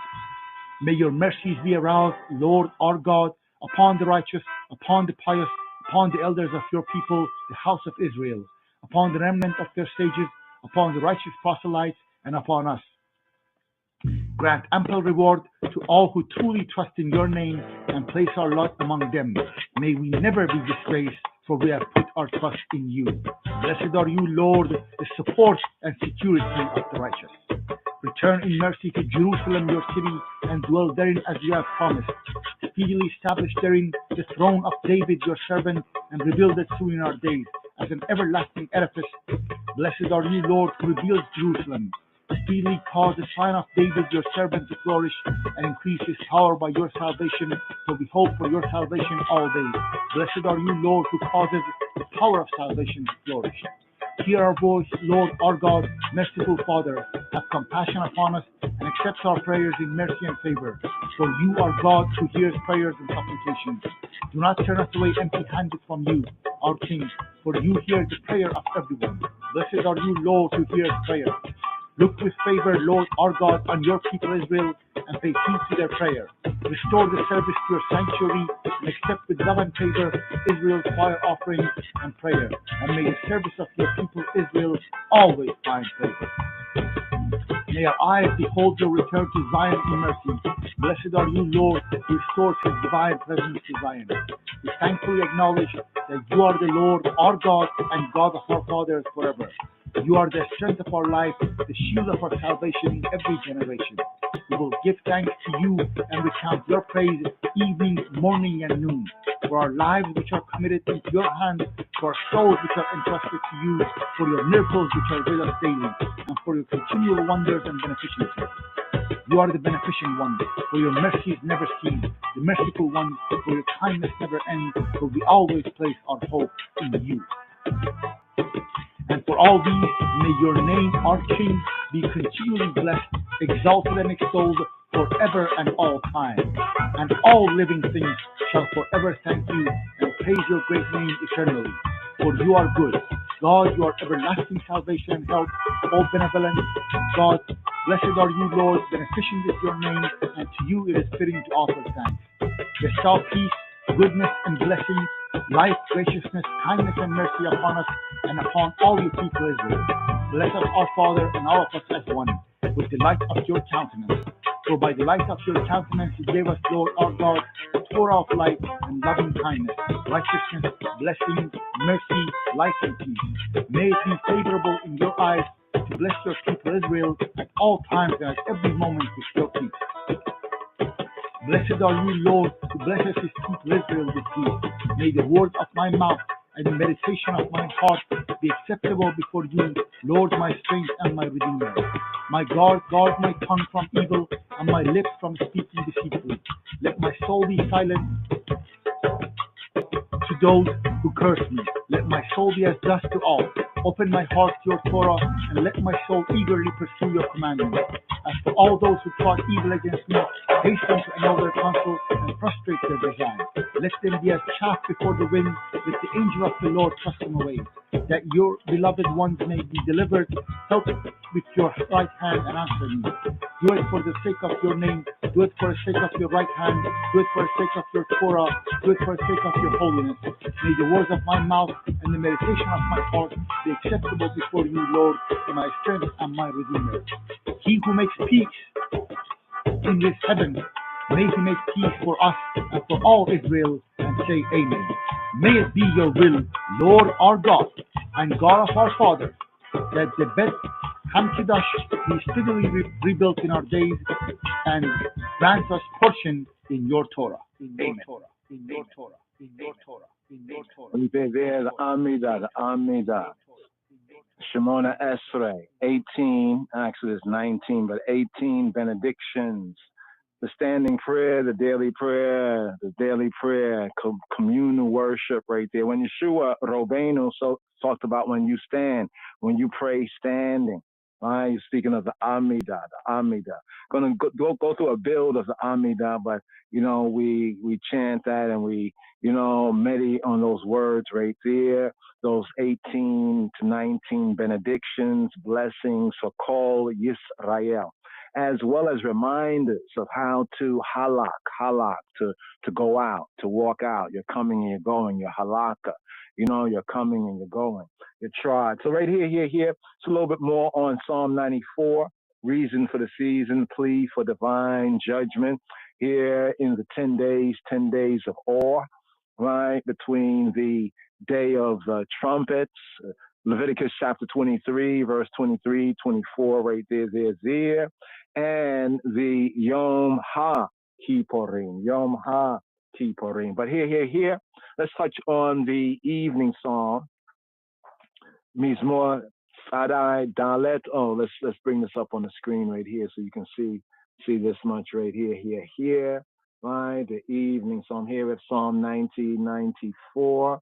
Here in the K and D notes is theme consolation, right, of tefillah, of prayer, under the downpression of tyrants. But as you said, those two fundamental questions, right, of Psalm, the evening psalm for the fourth day. So Wednesday, what they call the Gentiles call Wednesday, is the fourth day of the Shabuah, and these are the evening psalms as chanted in the Heikal. Heikal is the temple of Yerushalayim, right? So this is like the practice, the way. When Yeshua said, to Samaritan woman that y'all worship, that which you know not. We know what we worship because we're the tribe of Judah, salvations of the Yehudim, Ha-Yehudim, or the Jews. There's a certain order, right? And Yeshua is correcting the wayward teachers, like we also have to correct the wayward teachers among the Hebrews and Israelites, even among I and I. And he also, right, those who are of the new name, some would abbreviate it. The new name, precious name, Rastafari, some would abbreviate the Rastas, right? But here in this, it says, who are the oppressors and the oppressed? Who are the down pressers? Remember, Ayah being, you say deaf to white and black. They say black and white down presser, right? Whether Jew or Gentile, right? That's like to say whether Jew or Gentile, black or white down pressers, non-partial, only true justice, only a true good, a true God is about that. Yes, he loves his people, and he has made a covenant with the Trinity of the patriarchs, Abraham, Yitzhak, and Yaakov. However, he punishes the disobedience as any good father would. right? So here, who are the down pressers in the down press? Some say it's the foreign nations. Yes, in many of the Psalms, it is the foreign nations, right? Many of the foreign nations are the down presses, right? You can see right here where it says, to the scruple that Psalm 94 is a Wednesday, not a Sunday psalm, right? That fatal day, however, was a Sunday, right? A Sunday was what? Let's look over here, right here. Look at the notes right here, right? So here, at the time of the Chaldean destruction, the Chaldean, the Assyrian, the Babylonians in them, right? Destruction, like Iran, Iraq, so the part of the world today, Iran, Iraq, destruction of Jerusalem, Halloween, the Levites on their pulpits, the beamers, right? Today in the Kahala, right, it's like the bema, where the podium where the Torah scrolls are put, or where the, teacher, fellow Moreh, would teach, the Torah, or would read and recite the Torah. The pulpits were singing. Because the whole church model is based on the Yehudi, or the Jewish church, that was called in the Greek synagoga. Seen together, gaga, to gather. Seen together, agaga, to gather. Right? But in the Hebrew, we have the moed, the place of the appointment, like the tent of the meeting. Right? In the Hebrew, the tent of the meeting, also called the tabernacle of the congregation, in the Hebrew is called the ohel moed, moed. The feasts, the festivals are called the moedim, moedim. These are appointments, right? Also the meeting, right? So that meeting place of the Yehudi, right, was called the kahal, assembly, and the kehillah. If you look at the Hebrew words kahal, and kehillah, it means to gather together. This is why Stephen, the first martyr, one of the first martyrs of the Nazarene, right, he spoke to the Yehudi, to I and to the others about the church in the wilderness. So don't get caught up on the Western Gentile. These are terms, right there. But in essence, there was a church. It was the kahal, the kehillah, right? So things like the pulpit, even the order of many things is based on the Yehudi template, the tribe of Judah template, because Yeshua of the tribe of Yehuda. But here, speaking of destruction of Jerusalem, and the Levites were on their pulpits, they were singing this song, right? This song. Now, lest one says, oh, that is the other Jews, that was the European Jews only. No, they just gather some things and many things that are true. Yes, other things they might add to, right? But as many things are true. They came in 740 AD. The evidence that we have researched is way prior to 740 AD. Check, right? So with confidence, we can say there's truth to this, that when the temple was destroyed in Jerusalem, the Levites, they were chanting these psalms. And we have two witnesses, right? The Judaic witness, right? And also the Israelites of Ethiopia witness for these particular evening psalms. So the evening psalms are straight through. I'll go through them just quickly. First day that the Gentiles call Sunday is Psalm 92. Second day the Gentiles call Monday is Psalm 48, right? What they call Tuesday, the third day, is Psalm 82. And here at the Wednesday, right, which is the fourth day of the Shabbat, right, Wednesday, the fourth day, is Psalm 94. So here where it says right here, you can see this, they were singing what? They were singing this. So now think about this, the testimony, right, that the people who kept to the way, because many of our people forsook the way, became Hellenized, became Greek, became other things, they lost themselves.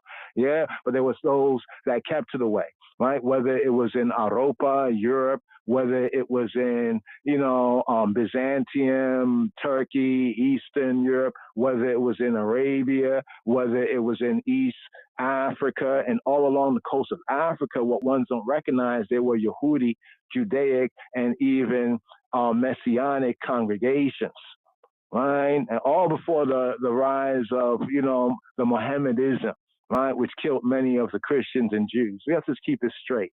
Yes, it was a little different in Ethiopia because, Takiya, we'll touch on that. But here to this, they were singing Psalm 94, right? And as they came to the words, right, the tribe recalls, as they came to the words, right? Psalm 94:23, and he turned back upon them their iniquity. That's like what we say nowadays, we say deuces. Like deuces, you know what I mean? Like deuces. You know what you did, you get. Midot keneged midot. Measure for measure, like for like. This is the principle of Yahweh Eloheinu that's very clear.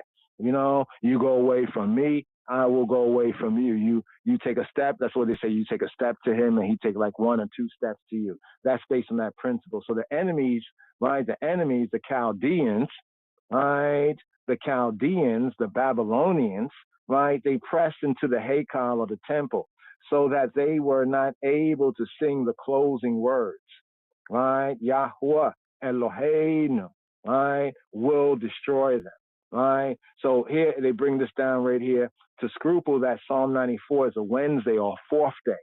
So the Gentiles call it Wednesday, but so we don't get confused, well, let's remember that we called it by the number. The only day that really had like a name, so to speak, was the Shabbat day. But after all, that was Yom HaShabi'i, the Yom, the day, HaShabi'i, the 7th day, right? So it says that fatal day, it says not a Sunday, right? Psalm, right? That fatal day, however, was a Sunday. So here there's a little divergence that when the temple was destroyed, it was on a Sunday. But let's recall this as well, that the siege, right, took time, right? So because like right now, if somebody surrounds your house, you can't get out, but you have it strongly guarded, they can't get in. It might take them a couple of days to figure out a workaround, right? A workaround. So here, right, the Wednesday song in the temple liturgy, right? So some of the ancient, you know, testimonies, Judaically, Hebraically, and even from some of the early, you know, Judaic Messianic congregations and just a general Christian or Messianic congregations. So here, this is a good study. And hopefully we will have the time to really study this. This is what it means by studying to show yourself approved. You know what I mean? The enemies against whom it supplicates, here in today's daily psalm, asking the question, who are the down presses, and who are the down pressed? One interpretation says it's foreign nations, and then point to what occurred with the, with the Chaldeans, right? The Syrians and the Babylonians, and what they did. You know what I mean? But then, as we mentioned, many say the fateful day was on a Sunday, but when was the siege, right? So it can be applied to foreign nations acting ruthlessly against Israel. But others hold that to the evening psalm, Psalm 94, it holds that lawless Israelites, Torahless Israelites, you know, when they would say, by blood, I'm an Israelite by blood, look, I'm black, I'm Israel. Okay, just say all that's correct. Sure, let's go with that. All that's correct. But these who witnessed the destruction of the temple, right, of Jerusalem, to Solomon's temple, you know, by like Nebuchadnezzar and the rest of them, were they not Israelites? They went into captivity, right? They got destroyed, right? They went into captivity. Were they not Israelites? Could they not trace their pedigree? So therefore, blood is important, right? But it's not the all-important thing just to say the flesh and blood connection. They were Israelites and can prove they were Israelites, but still they got that judgment. Why? Because Yahweh Eloheinu, he is Sadiq. He is righteous. He is just. So here where it says the enemies against whom it supplicates, the psalm supplicates, Mamir Burhana Selassie, a.k.a. Robert Nesta Marley, better known as Bob Marley. He says we have to pray for the judgment day, right? Have to pray for the judgment day. You have to pray for it. Ask for it. It says ask for the Robbeinu Yeshua said ask, right? Seek, knock. So the enemies against whom the Psalm 94 supplicates, right? The appearing of the Elohim, the El of righteous retribution. So in the opening verses, El Nikamot Yahweh, El Nikamot Hophia, shine forth, Hophia, right? Reveal yourself, Hophia, right? El, Almighty, Nikamot, of vengeance, of retribution, right? Yahweh, or he who be, who he be, he is El Nikamot. He who be, who he be, who he be.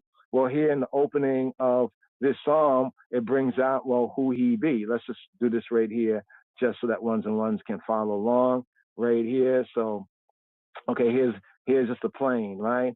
Yahuwah. So the order of words is different, right? In the Hebrew, it begins with God or El, right? To whom vengeance belongeth. Here, they have it in the singular. So looking at the Strong's, getting to the root of the word. So looking at the root of the word is nekama, right? But when we look at the script, we look at Psalm 94, the first verse, the Aleph verse is El Nikamot, right? So Nikama, this is why the Strong's is good. But we have the Strong's, it doesn't tell us everything, but it does give us the basics. So we have to learn how to use the Strong's concordance. I see a lot of ones using these things. I'm like, that's good, they point to it, but then they're assuming things because they can't really read and study the Hebrew text. All right, let's read and begin to study even together the Hebrew text. So the word nekama is the singular. In Psalm Adai Dalet, Psalm 94, it is in a plural sense. El, almighty power, El Nikamot. Right, so here we have Nikama. So just to get some of the basics of the real Lashon Kodesh, right, the real holy language, understanding the dikduk, right, the grammar, understanding the shoresh, the roots, right, also understanding the binyanim, right, the building, how we build on this. So Nikama is singular.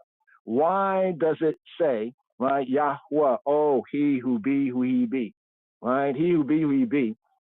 This is truly bringing out the Hebrew sense into basic English. He who becomes who he be, from the higher sense to be. He who be who he be. Who he be? Well, this first verse tells us who he be. It says, Yahuwah, the El, the almighty power, to whom vengeance belongeth, or in the Hebrew, reverse order, El Nekamot, right? The almighty of vengeances or righteous retribution, Yahuwah, is he who be who he be. Oh, El, almighty power, to whom Nekamot, vengeances belongeth. So let's break this and build this right here. It's speaking about the God or the El of vengeances. So in the Hebrew, we have the plural of intensity. Oh, this is good. I love the translator's notes right here. You see the translator's notes? As God, and says the Hebrew is God of revenges. Or you could translate it, God of vengeances. El Nikamo. Not God of a vengeance, but God of vengeances. So from the Hebrew perspective, this pluralization brings out that intensity, right? Almost to say in the Targum, in the English translation, as almighty or power of great vengeance, or El, almighty who avenges thoroughly, of righteous vengeance. Now, I know a lot of ones say, vengeance belongeth to the Lord. Well, you can't take anything away from what we're saying here. We're saying that Yahweh, HaKadosh Baruch Hu, Baruch Hashem, he is the almighty of vengeances. And here we're building on this theme right here in Psalm 94, right? So we must not, right, ani va'ani, ayani, ani va'ani, right? We must not associate any idea of vindictiveness with this word, nikama, or in the plural sense of the psalm, nikamot, vengeance, vengeances. We should not associate any idea of vindictiveness, Hebraically speaking. So if you read the psalm with an English, Western, Gentile mind and mentality, you might get that idea. Many of us did get the same idea, right? Coming from an English or Gentile perspective. But as we grow in grace and the knowledge of Atonements, first thing we recognize is that's not the right spirit, right? The letter, not about the letter of the law, but the spirit. So rather from a Hebrew, studying the Hebrew scriptures and the spirit of the scriptures, it rather comes close to the word that we would say in English as retribution. Retribution.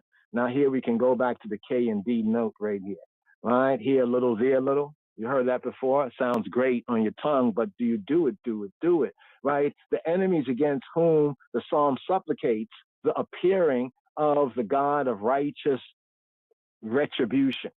right? To the supplication, an intercession, right? We're praying for a judgment day, even in the Wednesday evening psalm, Psalm 94, the fourth day evening psalm, right? And now there's some comparisons right here from a comparison, those verses there still in the psalm. Non-Israelites.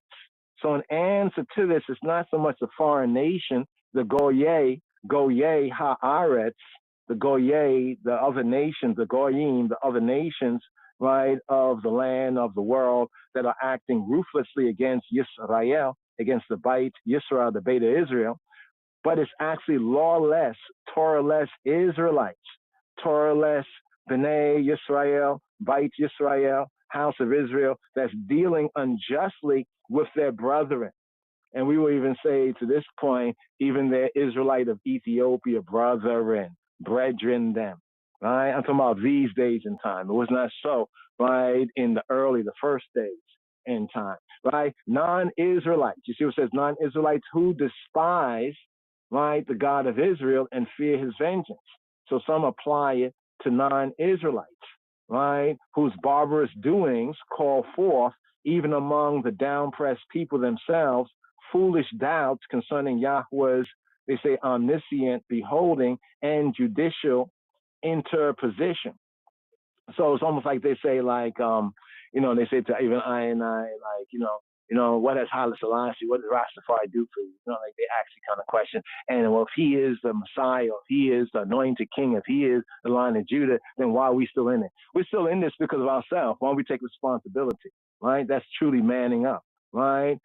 For example, when Yeshua was there, right, in the first century time, a few got the truth, but many didn't, right? That's why he wept over Jerusalem, because he knew what was to come, right? Accordingly, the psalm is one of the latest, but not necessarily. Some look at Psalm 94 as a Maccabean psalm.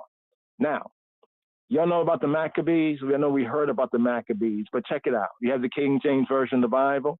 Right now, besides the old 1611, most versions of the Bible, they leave out the intertestamental books. What do we mean by that? Well, we have the last book of the Brit HaYashana called the Old Testament, and that last book is what? Malachi, my angel, Malachi, right? And then we look at the Brit Hadasha, the renewed covenant, New Testament scripture. What's the first one that we have? We have Mateo or Mattai, Matthew, right? But then there are those apocryphal books. Now we know that the early so-called Christians or Messiahites and Nazarenes, right? We know that they read many of these books that you may find in different apocryphal, translations, lost books of the Bible, forgotten books of Eden.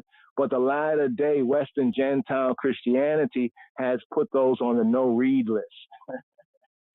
So when we get to things like this here, if we don't read it, we're like, what does it mean? Who's Maccabee, right? So the Maccabee period of time is the 400 years. Take note, the 400 years, right? Approximately between the time of Malachi, right, and that return of that remnant from Babylon, the Yehudim, the black Jews from Babylon, like Ezra and Nehemiah, right, and the New Covenant time, Matthew. There's about a 400-year right gap, right? So this is why books like the apocryphal books are important, just so that we can understand, right, what went on. Because otherwise you just parachute into New Testament and you get a lot of these other Christians and counter-Christian, other counterfeit Christian misunderstandings of some basic things, right? The later Persian age, in which the book of Ecclesiastes was written. Now, Ecclesiastes is also very important for the time and season of Sukkot,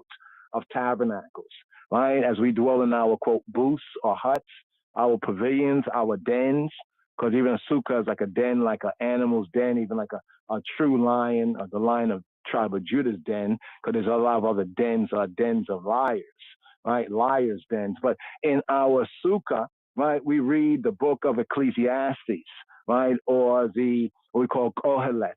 Kohelet is the preacher, right? But here, we'd like to share this right here with the item. We want to zoom in on a particular area of today's the evening psalm, right? The evening song. But let's just break down this idea of the opening verse. The opening verse sets the context right here. Let's compare scripture right here, right? Compare scripture right here so we can go to the Hebrew. This is the opening verse right here, right? This is the opening verse right here in the Hebrew. Reading from right to left, El Nikamot, Yahuwah El Nikamot, Hofi'ah. Hofi'ah. It's an ayin, so the true enunciation is a guttural sound. Hofi'ah. You know, we've been speaking English so long. You know, English is a very flat language. You know, certain sounds we have to, by practice, perfect, right? So El Almighty of vengeances, oh he who be who he be, Almighty El of vengeances. Display your splendor right there is based on the Hophia from Yafa, Yafa, right, means to shine forth, to send out beams, to shine. But actually in the Hebrew sense, it's only like to show yourself. And like to show yourself, right? That revelation of himself right there, to show himself in this crisis, manifest his judgment in this crisis. So we should not associate vindictiveness with the Hebrew concept, the idea of nikama, right? Nikama once again right here, just so you can see, it's the H5360, right? So here in the Strongs, it's in the singular. In the Psalm, it's in the plural. It's nikamot, right? Nikamot. Where he says, vengeance is mine and recompense is mine. What's a recompense? Recompense in the Hebrew sense means payment, from the shalom sense, like you get shalom and payment. For Yahuwah will judge Amo, will judge his people. Here we have Deuteronomy chapter 32, verse 35. So the moment that I and I, Anivani, recognize righteousness, right? Righteousness, tzedek, as we have in Malachiah, tzedek, righteousness to be an essential quality of the divine nature, right? The divine nature, if you please, the divine nature. It is not possible to overlook the penal activity, right? Like the penal system to punish criminals and wicked and defiant ones, the penal activity of the divine government. We call that as Rastafari the moral theocracy. A righteous Elohim, Almighty power, cannot condone chet, sin, uckery, fuckery, crime, and inhumanity. When the righteous, right, when the tzaddikim for righteous ones, were down pressed, and the wicked, the rishaim, the ratchet ones, triumph, the psalmist and I, Anivani, we deem it not only allowable, but their and I sacred duty to pray for the destruction of insolent rulers, non-partial, who poison the foundations of justice and crush the poor, the widow, and the orphan. The poor, the widow, and the orphan, right? The poor, the widow, and the orphan. So right here's where we segue to this verse right here, verse 16. Who will rise up for I and I against the evildoers? Who will stand up for I and I against the workers of iniquity, the workers of moral perversity? Who will stand up? So right here, we're going to zoom forward just to the theme of today's daily psalm as it goes, the theme for the season, Chabarim. Right here. Verses, which verses we have? This section right here, verses 7 to 10. The down-presser's belief, right? And now we're talking about the down-pressers among Israelites, right? So the application of this psalm right here is speaking to those who are among Israel who are ratchet and wicked to their brothers, right? Their fellows. So here, and riding up with this right here, let's do this right here to bring on. It's about atonement, it's about the scales, it's about judgment, it's about justice right here, the divine judgment. Here, Psalm 94, just a little brief reason, right? Admatai Rishaim, Yahuwah, Admatai Rishaim, Ya Elozu, Yabi Owa, Yitaberu Ataka, Yita Amru Kol Poele Aren, Amekai Yahuwah, Yidakoa, where Nachelate Ka, where Anu, Almana, Wagira, Yahirogo, we are Tomima, Yeratzehu. Wayomru lo yireh ya lo yavin Elohe ya eko. Here. Today's daily psalm is more Adai Dilate, the 94th psalm, according to royal order. Plea for divine justice. Here, picking up the Gamel, the third verse 3 to verse 7. The down presses are described. Admatai Rishaim, Yahuwah, Admatai Rishaim, Elozu, Jehovah, how long shall the wicked exalt? Admatai Rishaim, Yahuwah, Admatai Rishaim, Elozu, how long? Admatai Rishaim, Yahuwah, Admatai Rishaim, Elozu, how long will they exalt? How long? The question does not imply that El Nikamot Yahuwah, that Jehovah cannot put an end to their deeds of violence, but wonders why even he who he be, defers the exercise of his power. Admatai Rishaim, Yahuwah, Admatai Rishaim, Elozo, Yabi'uwa Yitaberu Ataka, Yitamru Kola Po'elearin. They gush out, they speak arrogancy. Yabi'u Yitaberu Atak. They gush out, they speak arrogancy. Yitamru Kol Po'elearin.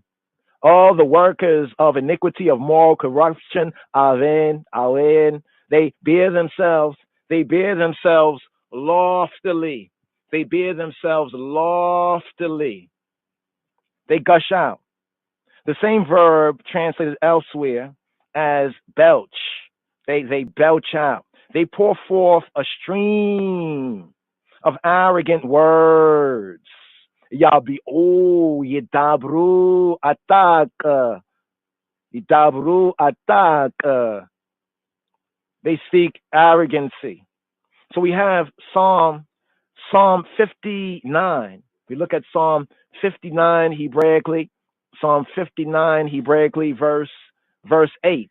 This idea of they gush out. They gush out. In Psalm 59, Mizmor Nun 8, verse 8 Hebraically, behold, they belch out with their mouth. Hine yabi'unna befihem. Swords are in their lips. Cherabota besifatotehem. For who doth hear? Kimi shomea. This is what they say. Swords in their lips. They say, Kimi shomea. For who? Kimi shomea.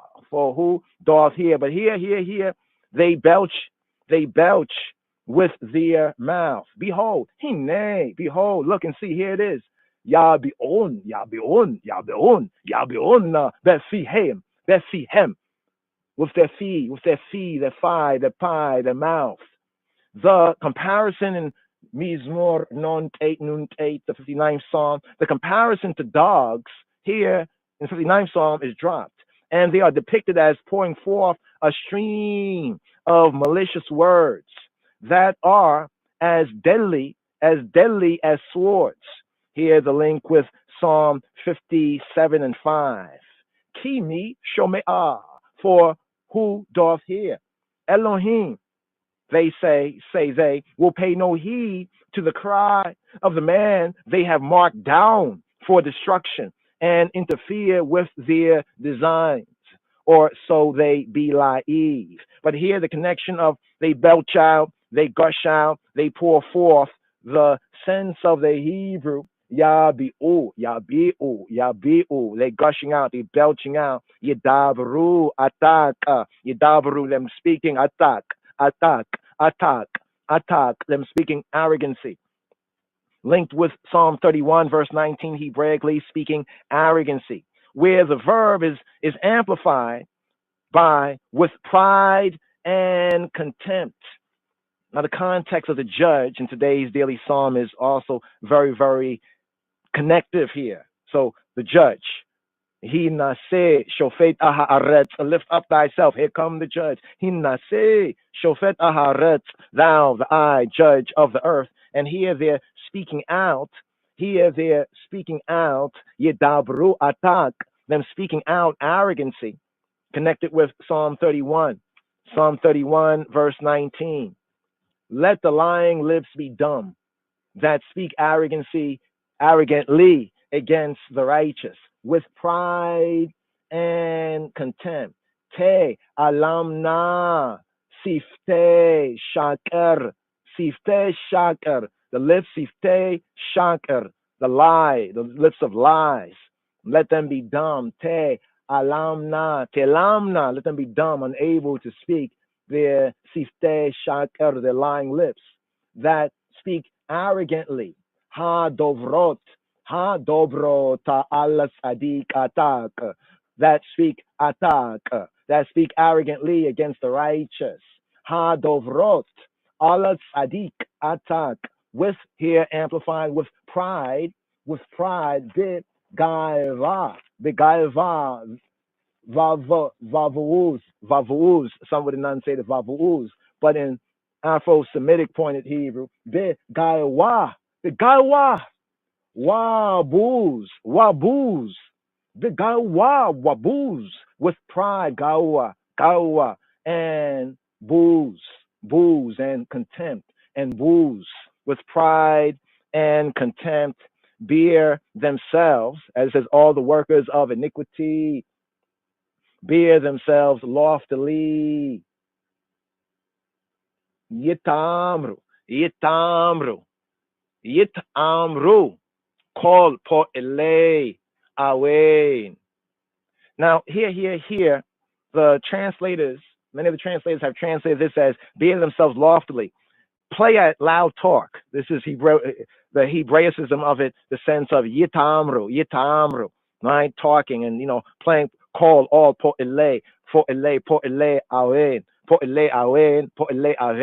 All the po'ele, the workers, the doers, call all po'ele avein, all the workers of iniquity, of moral corruption, yitamru. They play at loud talk, they chatty patty, they play at loud talk.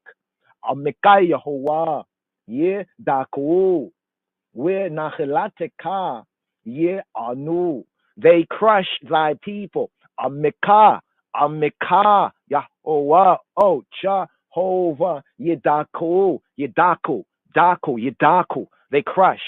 Yedaku. Amika, the I people. Amikai Yehovah, Yedaku, the minority. By their downpressive government, keep the whole call Yisrael in subjection. And afflict thy heritage with nachilateka. Nachilat, thy inheritance with nachilatika, ye anu. They afflict the heritage, in sense they impoverish the heritage. Almana with gira, yahirogu, they slay, they slay. Almana, the widow, almana, with gir, the gir, and the stranger, the gir. They slay the widow and the stranger. We tomim, yeratzechu, and murder, yeratzechu, and murder the tomim. We tomim, yeratzechu. So note here we have the word for slay in the plural sense, yahirogu, to slay, and also yeratzechu, to murder. They slay, they murder. Widows and orphans are always mentioned as those who particularly suffer when the ruling class is corrupt. Here, the stranger, the stranger is included among the victims, in violation of the mitzvah of the commandment that ordains for I fear treatment for him, according to second book of Moshe, the Hebrew book called Exodus 22 and 20. Yomru lo yir'eh ya v'lo yarin Elohei Yaakov, and they say, Wayomru, and they say, Lo yir'eh ya, Jah will not see. Lo yir'eh ya, lo yir'eh ya. They say that Jah will not see. So here Hebraically we have ya, lo, no, yir'eh, to see, he will see, ya, no, he will see, ya. Bringing out in the Hebrew Targum, they say that Jah will not see. V'lo yarin Elohei Yaakov, v'lo yabin Elohei Yaakov. Neither will the Elohim of Jacob, Elohei Yaakov, give heed or understand the sense of Yabin from Bana. He will not comprehend, not understand. V'lo Yabin Elohei Yaakov. The Hebrew Jah found here. In their pride, these evil and ratchet men presume and assume to believe that Ha'el, Elohim, the true good, the true God, who rescued the suffering Bnei Yisrael, the Israelite sons, children of Israel, from the tyrant Pharaoh, will overlook their tyrannous, their despicable, tyrannous acts. He will not see. Here with Psalm 10:11. In Psalm 10 verse 11, this same sense, right? Comparing Psalms with Psalms. In Psalm 10 verse 11, we have, he hath said in his heart, Elohim, El hath forgotten. He hideth his face, he will never see. This is what they say. Here in Mizmor Yod, Psalm 10, which is themed the prayer of the down press. Here, Hebraically, in verse 11, Amar Belibo, Shachach El, He Satira Panayo, Bala Ra La Netzach. He hath said in his heart, Amar Belibo, El hath forgotten. Shakach El, that El, true good, true God, Shakach, that El has forgotten. He satir panayo, he satir, that he has hidden, he has covered, hidden panayo, his face. Balara, not seeing la netzach, forever.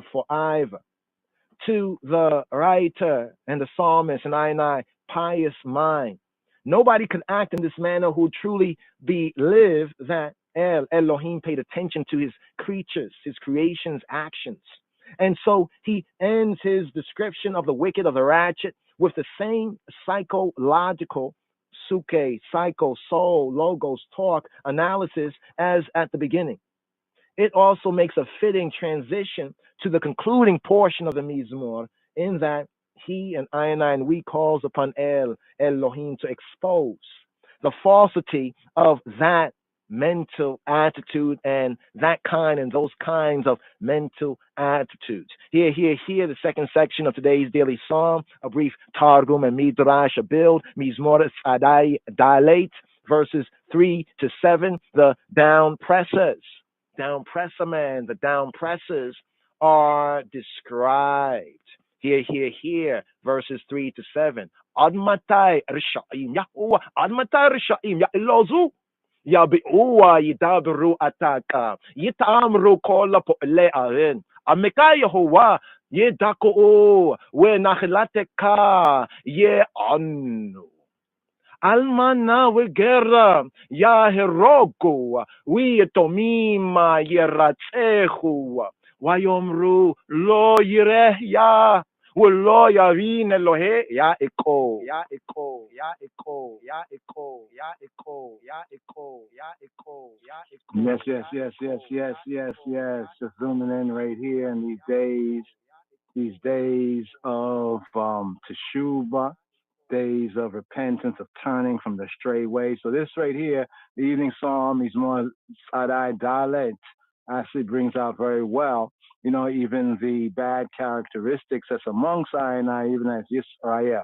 As we look at Psalm 94, zoomed into verses 3 to 7, the ratchet, the scribe. But there's a few interesting things right here. Just to listen to that audible right there, evergreen audible. Here you see what's highlighted. Let's see if that's being shown. Everything's being shown right here. Yeah, what's being highlighted right there? What's being highlighted right there? Wa and Yom Ru. Wa and Yom Ru. Modern Hebrew, they say Vayomru. Vayomru, we say Wayomru. Wa and Yomru. And they say Lo Yireh. Lo, not Yireh. Yireh. Yireh, he will see, he sees, he will see. Lo Yireh Ya. Lo Yireh Ya.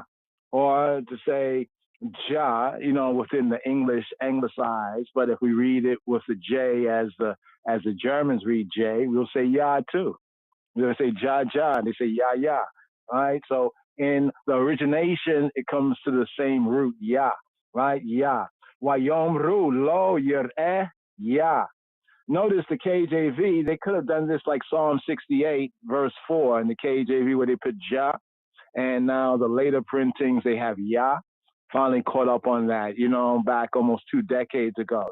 People thought we were like space cadets and we were saying that, but now it's good to see that ones are really Yah, zealous. You know what I mean? But it's good to have a good zeal, a zeal with da'at, knowledge. So here it is said the Lord. So you might think if you just read this and say, well, Yahweh, or how ones might say it, others might say, but Yahweh, right, shall not see. No, it's like Yah. It's like saying Yah shall not see. So you see this gets kind of hidden right here, full of the verse right here. Wayomru lo yireh Yah. With lo yabin, bean, to understand yabin, and then not understand, not consider yabin, right? With lo yabin Elohei, the Elohim of. So when we say in the Hebrew, proper biblical Hebrew, right? Elohei. If I said Elohai, because someone say, no, it's not Elohei, there's no A sound, it's only ah. But if I say Elohai, I'm saying my Elohim. If I say Elohei, biblical Hebraically, I'm saying the Elohim of, right? It's what we call in Hebrew constructive, right? So that we don't like confuse ourselves. All right, so this is why we really emphasize, the proper understanding of even the pointing and saying there are 7 primary vowels in the Hebrew, 7 primary. Some sounds might create diphthong kind of sounds, but there are 7 primary. So here it says, with lo yabin, let's highlight the fuller verse right here. With lo yabin Elohei, the Elohim of Ya'iko. Right, and not he understanding regarding, right, or taking notice of the being. Being is interesting. Being, right? Being, it sounds like being, right? Being is related to Bane, right? Now we say Ben is son, but there's an interesting ancient kind of connection with the word for son, right? But this word right here, being, right, means to discern. Right, from the idea of between, Bane. Bane in Hebrew means between. So when it says that, when does YomHakippurim occur? It occurs between the evenings, like Pesach, between the evenings, Bane. Right, so therefore we get an understanding of what the word understand in Hebrew is, the being sense, right, related to the Bane, right, meaning between, right, because understanding is ability to discern between, right? To discern between even things that are similar, but not quite the same. This is what the key idea of understanding is, right? So here it says he would not perceive, he would not understand, You not Mark, let's go down to the Strong's. Boom, Strong's bringing it out very good right there. A primitive root, getting to the roots. In Hebrew, the word for roots, in the sense of verbal roots or root, is shoresh. Shoresh. Shoresh, shoresh. Fully toned shoresh. Right? But basic shoresh. Shoresh. Right? Shoresh means the root. Right? To separate mentally. You see what it says? Or distinguish. That's the sense of understanding. So somebody who understands, right, take two things that are similar and they can see how they're similar, but they can discern the differences, right? They can separate mentally, right? They don't have like a mental issue, right? Talking about intellectual mental issue. They can separate mentally. They can distinguish, right? They can distinguish. Now, from that same word, we get the attribute of understanding, bina. Bina. Bina means understanding, right? Chokmah, da'at, knowledge, chokmah, wisdom, and bina. In Mashal of Shlomo, in the Proverb of Solomon, he says that wisdom, chokmah, right? Call chokmah, wisdom, our sister, and bina, our near kinswoman. Right? Now it's interesting because Moshiach, our rabbi, the rabbis, Rabbeinu Yeshua HaMoshiach, he says that wisdom is justified by all of her children. All of her children. You know, so when it says, my son, hear the instruction, my disciple, hear the instruction of thy father, forsake not the law, the Torah of thy mother. Where do we find that? We find that in Proverbs. See, Proverbs is an excellent book for real discipleship. Right? Because a proverb is a parable. Thus, Rabbeinu also taught in parables. Right? But the basic structure and understanding of the parables that Moshiach taught, to understand them in their proper light, right? We need that groundation. So key books for disciples to really study and read is like the daily Psalms, especially according to the royal order. We have the daily Psalms, like these evening Psalms, the Psalms in the proper seasons, reason for the season, according to the true halakha, the true tribe, and the book of Proverbs, right? These are really essential. You know, because sometimes people grab a verse from here or there, and, you know, you can spin a verse anyway, right? But when somebody really goes through a Torah study, you begin to see how out of order or how lawless, right? Lawless. And this is like a virus that's happened to a lot of, I would say, Israelites, that I think their intention is really the truth, but they don't have a sense of discipline, right? The discipline is difficult. You know, going through these Torah reading and feedings. I may want to talk about all sort of things right here, but to stick to the reason for the season here, YomHakippurim, it's important for us right here to touch on this other verse right here. We saw something here that we want to bring out, something very, very good. You know how we say that the command, right? The command that says to I and I, what's the command that says to I and I? Let's bring this up right here. Let's see if we can get this right here. Right, here we go, right here. Here we go, okay? Here we go, right here, the 10 words, right? Which command says thou shalt not murder? Now, if you're looking at the KJV, that might be confusing because there's no command in the King James Version that says thou shalt not murder, right? It's actually properly numbered as the sixth commandment, the sixth commandment. If you're a Catholic, you'll call it the fifth commandment. But if you're a Protestant, you'll have that much right. It's also the sixth commandment. You see down here where it says, let's bring this up right here. You see it says, thou shalt not murder. Right. Lo tirseh, lo tirseh, lo tirseh, lo not tirseh. What does tirseh come from? And this verse here gives us in one verse the ability to distinguish it. So the KJV says they slay the widow and the stranger, and murder the fatherless. The Hebrew up here, let's highlight this right here for the Hebrew, right? The Hebrew of the verse. Okay, I think just went back to the next page. Give me one moment, you know. Let's see, highlight this verse right here, right? Because both words for kill and murder is in the same verse, right? The Hebrew words for kill and murder, right there. Psalm 94. Right, verse 6. Love this part. I got this heel upside down on this part right here. I might disagree from other things, but that was a great pull when he pulled this verse out to some of the ratchet Israelites.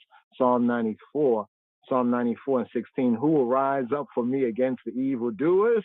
Who will stand up for I against the workers of iniquity, moral perversity? In this verse here, Psalm 94:6, it says, Almana Wigir Yahirogu, Yahirogu, Yahirogu, Yahirogu, we Tomim, we and Yitomim, we and Yitomim together in the flow of Hebrew, we Tomim, we Yitomim. If you want to speak slow, we Yitomim, or together, we Tomim. And those who are the Yatom. Who are the Yatom? Yatom. Yatom are the fatherless, right? The idea of being alone, lonely, a bereaved person, a fatherless person, to say like the orphan. We Yatomim, Yeratzechu, Yeratzechu, and they murder the orphans. Why do they murder orphans? Because they don't have no protector, they don't have nobody, they don't got no family. You know, they got no family. Like the reason why people don't do things to people even today is because they know that you do something to that person, their family will come after you and your family, right? But because they are fatherless, you know, they don't have any family. They don't have any so-called like protector, right? Ones will come after them. So here, the two words here is slay. The word slay is harag. Harag. This is the whole point in the sixth word of the commandment where it says thou should not kill. And people say, well, it's not thou should not kill. It's actually thou should not murder. That is correct. Harag means to kill. Now, they put murder in the BDB definition because sometimes translations get a little confusing, right? But properly, the word right here, harag, right, from the shoresh, the root, it means to smite with deadly intent. That almost sounds like Law and Order or Court TV, right? You know, and it says, what's the charges, right? He smote him with deadly intent, right? That's the idea, to kill, basically, or to strike. Like, you know, person gets struck so hard that, you know, person can get struck so hard that they die, right? That's the sense of kill, right? Kill. It may not always have been intentional, you know, it might have just been in a situation and it was just a blow, right? The deadly, but here it has deadly intent, but to smite, the sense of to smite. This is the word for kill. Now here it has the word here, ratzah. The command says, lo tirseh, lo tirseh, lo tirseh, lo tirseh, lo tirseh, lo tirseh, plainly, lo tirseh, full vocals, full enunciated, lo tirseh, lo tirseh, right? Don't ratzah, ratzah. What does ratzah mean? Properly it means to murder. Notice what it says under the kal. The kal is like the simple roots. The kal, to murder, right? Premeditated, right? Then they put accidental and all that, but in the Torah, murder is murder, right? Murder is murder, right? But the word murder has a more forceful, the ratzah, ratzah. Ratzah is the sense of to dash in pieces, almost like you flail somebody, you know, like a really, really kind of violent, like the ancient days. Now people have a gun or something else, a missile, they can shoot from a distance. Before, one had to actually take out a man face to face, you know, and that's no easy proposition, generally speaking, you know what I mean, on that particular level. But this here, murder has a sense of dashing to pieces, right? So this one verse here proves the difference between kill. They kill the widow, right, and the stranger. The word for stranger here is the ger, ger.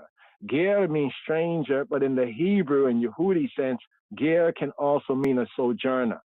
You remember when it says that this is just for the children of Israel, but then if a stranger sojourns with us, right, you know, and lives with us as one of us, they become as a convert, right? This word here, ger, right, ger in the simple sense of the stranger, but in the Torah sense, it relates to a convert, right, a ger. So these are good terms to know as one is moving in Yehudi or Judaic circles.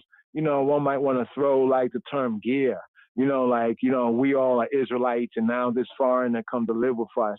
You know, that's a ger. Now they live with us, therefore they can't even, partake in some of the rites and rituals. Torah already says that. So this idea of being grafted in is already there from the Berit HaYashana. It's already there from the Torah. You see where it says newcomer, right? A newcomer lacking inherited rights.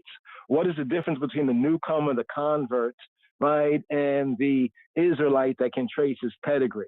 Right. The difference is if you can truly trace your pedigree, like they in Numbers did, right, to the sons, the B'nai Yisrael, the sons of Yisrael Yaakov, they had inherited land. They had land rights. Not everyone had land rights because not everyone gave tithes. Right. Only those who had land rights, those who received land rights through the virtue of the patriarchs, through the virtue of Yisrael, Yaakov, through the virtue of the Hebrew Trinity, Abraham, Isaac, and Jacob, they had such, rights, and therefore, what it says, to whom more is given, more is required, right? So therefore they, farmers, right, who were Israelites and received land because they could trace their descent from one of the sons of Yaakov, right, they would have to give, right? And it was responsible upon them to bring the Levite, to bring the widow, the Almana, Halewi, Almana, to bring the Ger, the Gerim, the strangers who sojourned with them, right? And to also bring the Yatom, right? The Yatom, the orphan, right? During the feast and the festivals. And one of the tithes in the 7-year tithing schedule, one of the tithes was for this very purpose. When they went to the feasts and the festivals, right, they would bring those things they had tithed, and they would basically use it upon themselves, right? In other words, there was one tithe, the church the counterfeit Christianity don't teach you this. There was one tithe that you saved up for you and your family and your extended family, right, to enjoy, to rejoice during the high holy season, right? So the temporary inhabitant, newcomers lacking inherited rights. So even if one did convert from another nation and they live with us in our compound, in our house, in our, area, they still did not have to tithe. They could bring offerings and gifts and, give praises, but tithe was not a responsibility on all, on all Israelites, but especially on those who received land. And the one who received land, right, would basically save up that tithe, and if the place was too far for them to travel, then they would convert that into kesef, into silver, which was the money currency. And they would bind it up in their hand and take with them the Levites, the Levite in their compound. Y'all watch the African Nollywood movies, and they've seen those Nollywood movies. It gives a context of the ancient Afro-Semitic world, right, where one's lived in like a compound. That not compound, but like that house wasn't just a house like we have houses over here today, in the ways, but it was like an estate, and one's lived on their estate. Either they rented land or they were given certain land on that estate. So when the one that was the owner, in the Hebrew term, the owner was the Baal, right? The Baal and Nahala, the one who was the owner of the inheritance, when they went to feasts and festival, it was their responsibility, right, to bring those others, right, namely the Levites, right, the widow, the stranger or the convert, right, and the orphan, right? That's what it says right there, foreigners in Yisrael, right? But after a couple of generations, they would become of Yisrael. You get it? Right? Foreigners in Yisrael, though they were ceded rights, right? And if they lived amongst us and they forsook their other gods and embraced the true God or the true Elohim, Yahweh Eloheinu, right, we could break bread with them, right? They were basically, those one law. That's what it says in the Torah, one law, for the homie or the homeborn and the stranger. There was one Torah, especially if that stranger wasn't just a stranger passing through, but they sojourned. That's the key word. Sojourn, they lived with us. Right? That's why Paul rebuked Peter for his hypocrisy. He was hanging out with the Gentiles, You know what I mean? You know, the other Christians, believers, it's almost like a Jamaican Rastafari hanging out, you know, with the, you know, like a Rastafari hanging out with like so-called white or other nation Rastafari. Then when the brethren come from Jamaica, you know, what do? You know, you're like you don't know them. You know, that's hypocrisy. And Paul, Rabbi Shaul was correct to rebuke him to his face. I'm talking about Peter. After all, the master had to call him out, call him Satan, right? Because he was an adversary, you know, on a point and an issue that he should not have been adversarial. But here in this verse right here, just to bring out this verse, the distinction between slay is to kill and murder has that premeditated, right? That murder. You know what I mean? They plan to kill because the father doesn't have no one to defend them. They need things. You know, and no doubt they would complain about these things being denied, so these ones would just kill them, right? So there's a difference between murder and to kill, right? Although we can say, generally speaking, both can be bad, right? The command, the word of the command didn't say to them back then, thou shalt not kill. Because then when the Lord said, go and, you know, murk the enemies, you know what I mean? Go and kill the enemies, you know, this is where these false kind of contradictions kind of come in. It's because ones are lost in mistranslation. But right here, we're going to segue out of this, just looking at the time right here, have to keep that one on how the other Jews, they do this chicken, what do you call it, atonement, where they shake the chicken around and then they, you know, we're going to reason on that right there. Do we do that? I could tell you right off, no, we don't do that. In fact, it's kind of interesting with that. You know, right there. But that's not our subject right now. Our subject is today's daily psalm. We're just focusing on the psalms and these 10 days of chants. And our psalm right here is Psalm 100, 1, 2, 3. We call it the 1, 2, 3 psalm, right? Psalm 123. Just 4 verses here, right? As the Yadman would say, the Benjamin Likubatalua, right, is small, like Aton, Aval Gadol. Aton in the Hebrew, like it's small, Aval, but it's Gadol, but it's very big, right? Right here. This is the psalm we're going to ride up with right here, today's daily psalm. Upward glance to Yahweh in times of contempt. This is another psalm that really resonates with some of the enemies and the adversaries, you know, against the called, chosen, and faithful Rastafari and the Israelites of Ethiopia, the Ethiopian Hebrew community. Yes, I, Rastafari. So right here, out of that right here, and let's just touch on this right here, today's daily psalm. Today's daily psalm, according to the royal order, look dubwise.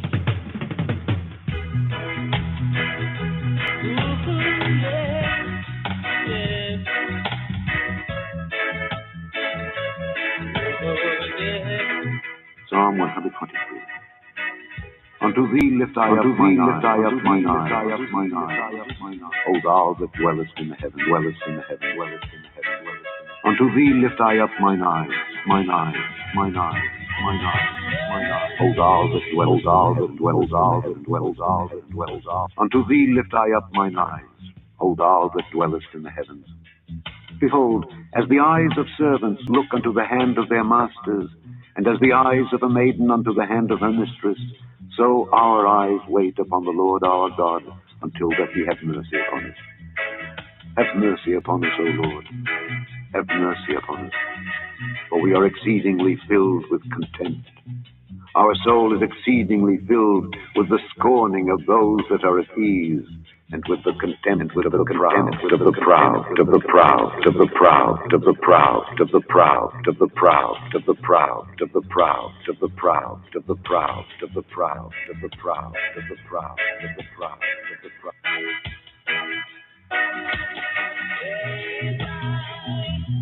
መዝሙር 122 በቅንፍ 123 የማዕረግ መዝሙር። በሰማይ የምትኖር ሆይ አይኖቼን ወደ አንተ አነሳው። እነሆ የባሪያዎች አይኖች ወደ ጌቶቻቸው እጅ እንደሆኑ የባሪያይቱም አይን ወደ እመቤቷ እጅ እንደሆነ እንዲሁ እስኪምረን ድረስ አይናችን ወደ አምላካችን ወደ እግዚአብሔር ነው። ማረን አቤቱ ማረን፣ ንቀትን እጅግ ጠግበናልና የባለጠጎችን ስድብና የትዕቢተኞችን ንቀት ነፍሳችን እጅግ ጠገበች። Psalm 123. Unto thee lift I up mine eyes, O thou that dwellest in the heavens. Behold, as the eyes of servants look unto the hand of their masters, and as the eyes of a maiden unto the hand of her mistress, so our eyes wait upon the Lord our God, until that he have mercy upon us. Have mercy upon us, O Lord. Have mercy upon us. For we are exceedingly filled with contempt. Our soul is exceedingly filled with the scorning of those that are at ease, and with the contempt of the proud.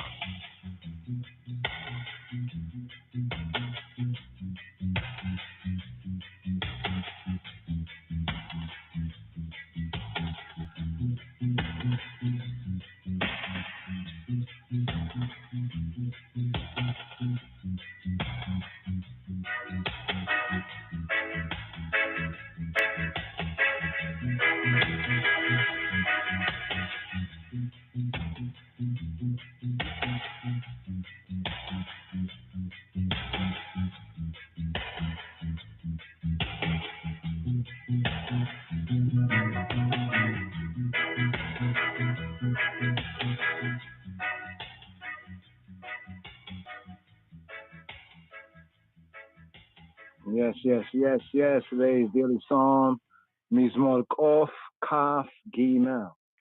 Kof Kaf Gimel. So here we have on the screen, let me bring it up here in the KJV, the hard copy here, 1, 2, 3. Did you get it? Right here. It says, behold, the second verse, behold, as the eyes of servants look to the hand of their master, as the eyes of a maiden to the hand of her mistress. Right there, I get that word picture, Coronation Day, anointing Coronation Day of the Rastafari Mekonnen, PKA, publicly known as Kadamar Haile Selassie, name there. And here with this psalm, isn't it interesting? We get the master and the mistress right there. Check right there. He says, so it says, so our eyes look to Yahweh Eloheinu. Right? So right there, give thanks, Zion Warring. Watch out right there, pointing to that verse, and I think in Chronicles, where it says that they worship Yahweh, right, and the king.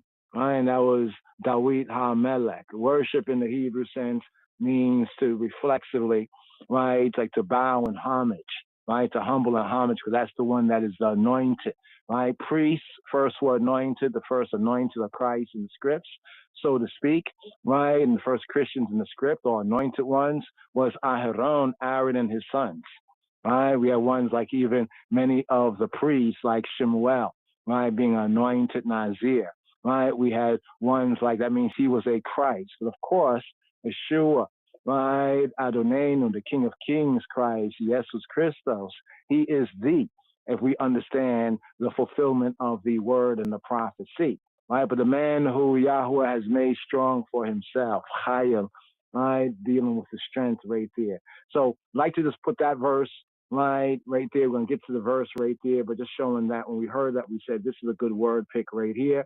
Behold, as the eyes of servants look to the hand of their masters, and as the eyes of a maiden to the hand of her mistress, so I eyes wait upon Yahweh Eloheinu, until that he have mercy upon us, upon I.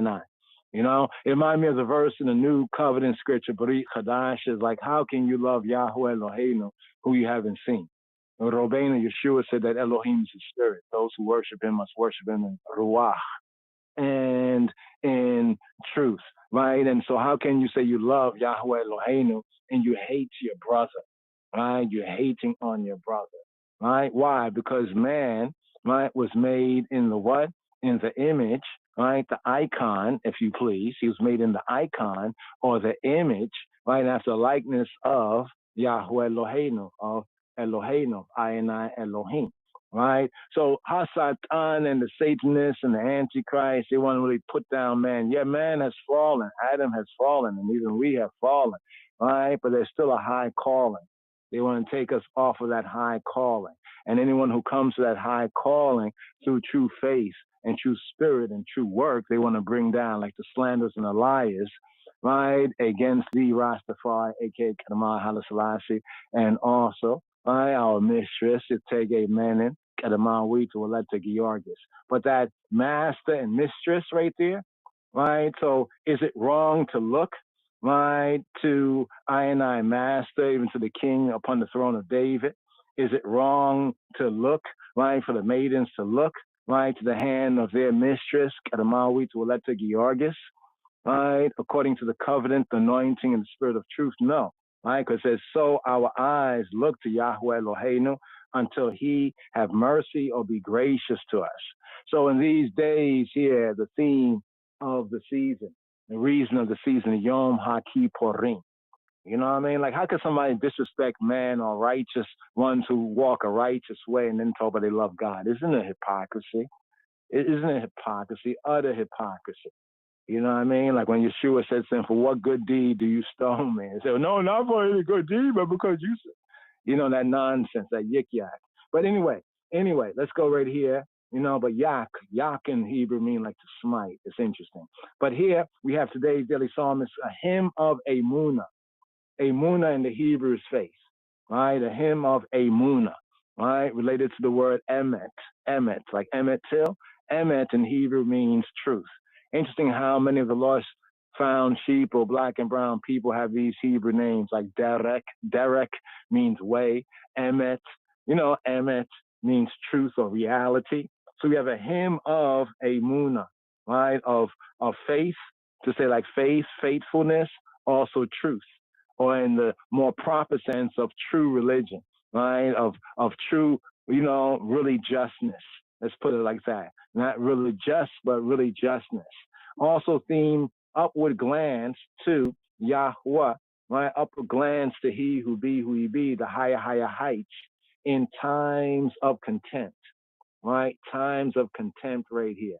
So, Likkul Batalawa, let's get through today's daily psalm right here. Psalm 123. Hebraically referred to as Mizmor Kof, Hebrew letter Kof, numerical value, special K, it's a Q sound, Kof, not quaff, but Kof, right? Numerical value of 100, Kaf, right? Hebrew letter Kaf, numerical value, right? So there's Kof and there's Kaf. Kof, numerical value of 100, Kaf, numerical value of 20, and Gimel, the third letter of the Hebrew Aleph Beit.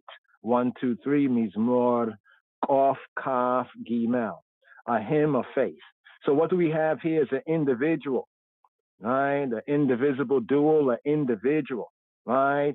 Speaks for Amo in Hebrew, Amo, his people, Amo Yisrael, Amo, right? He begins, right, with the singular pronouns. So we study this, we'll see that beginning here with the singular pronouns, but from verse 2, he begins to use the plural, right? Another sign of Hashlush HaKadosh, Hebraically, the true Trinity, the Hebrew Trinity. He begins from the singular, right, I, right, and then, right, then uses the plural, the I and I. So from the Ani to the Ani, wa Ani, Ani, va Ani. Right, I and I. The psalm, the chant here, the Mizmor, was composed in a time of trouble, trials, and tribulation.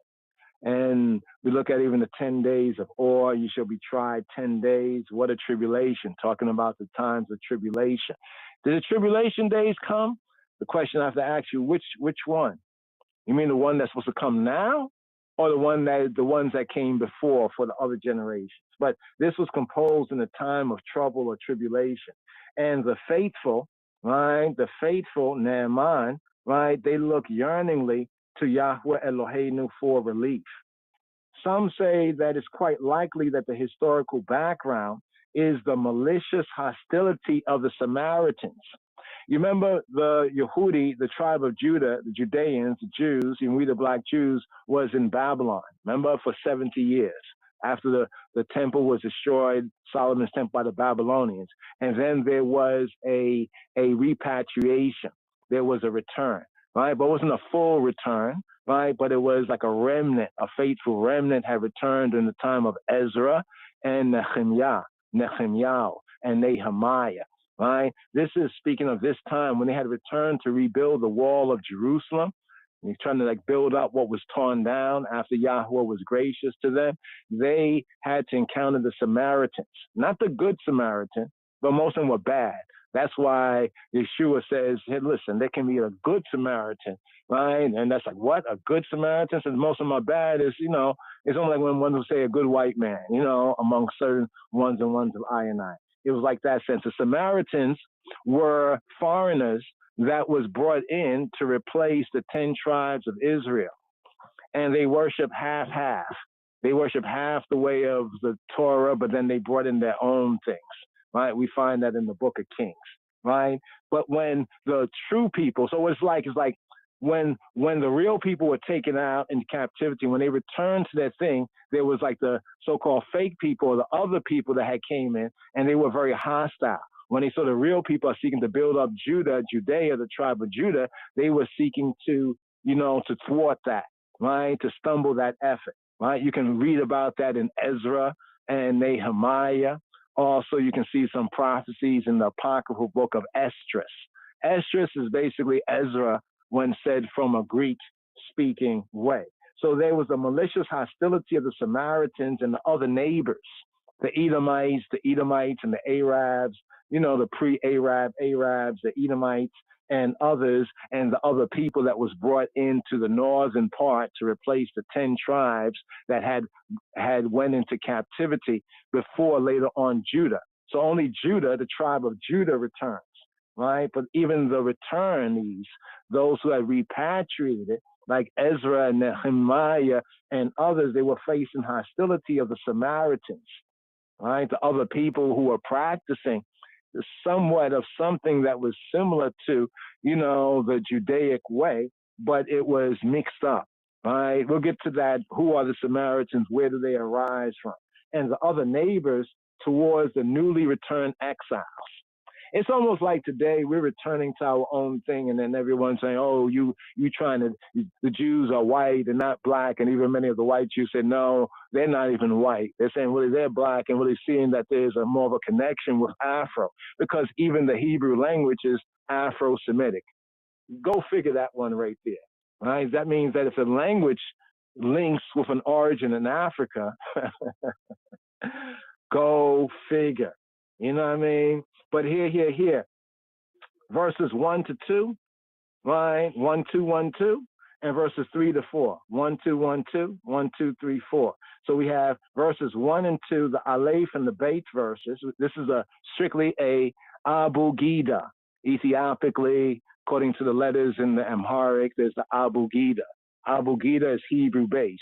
How do we say that the Amharic Abu Gida is Hebrew based? You know the Hebrew alphabet? Aleph, Beit, Gimel, Dalet, Abba, right, Gada, right, Abu Gida.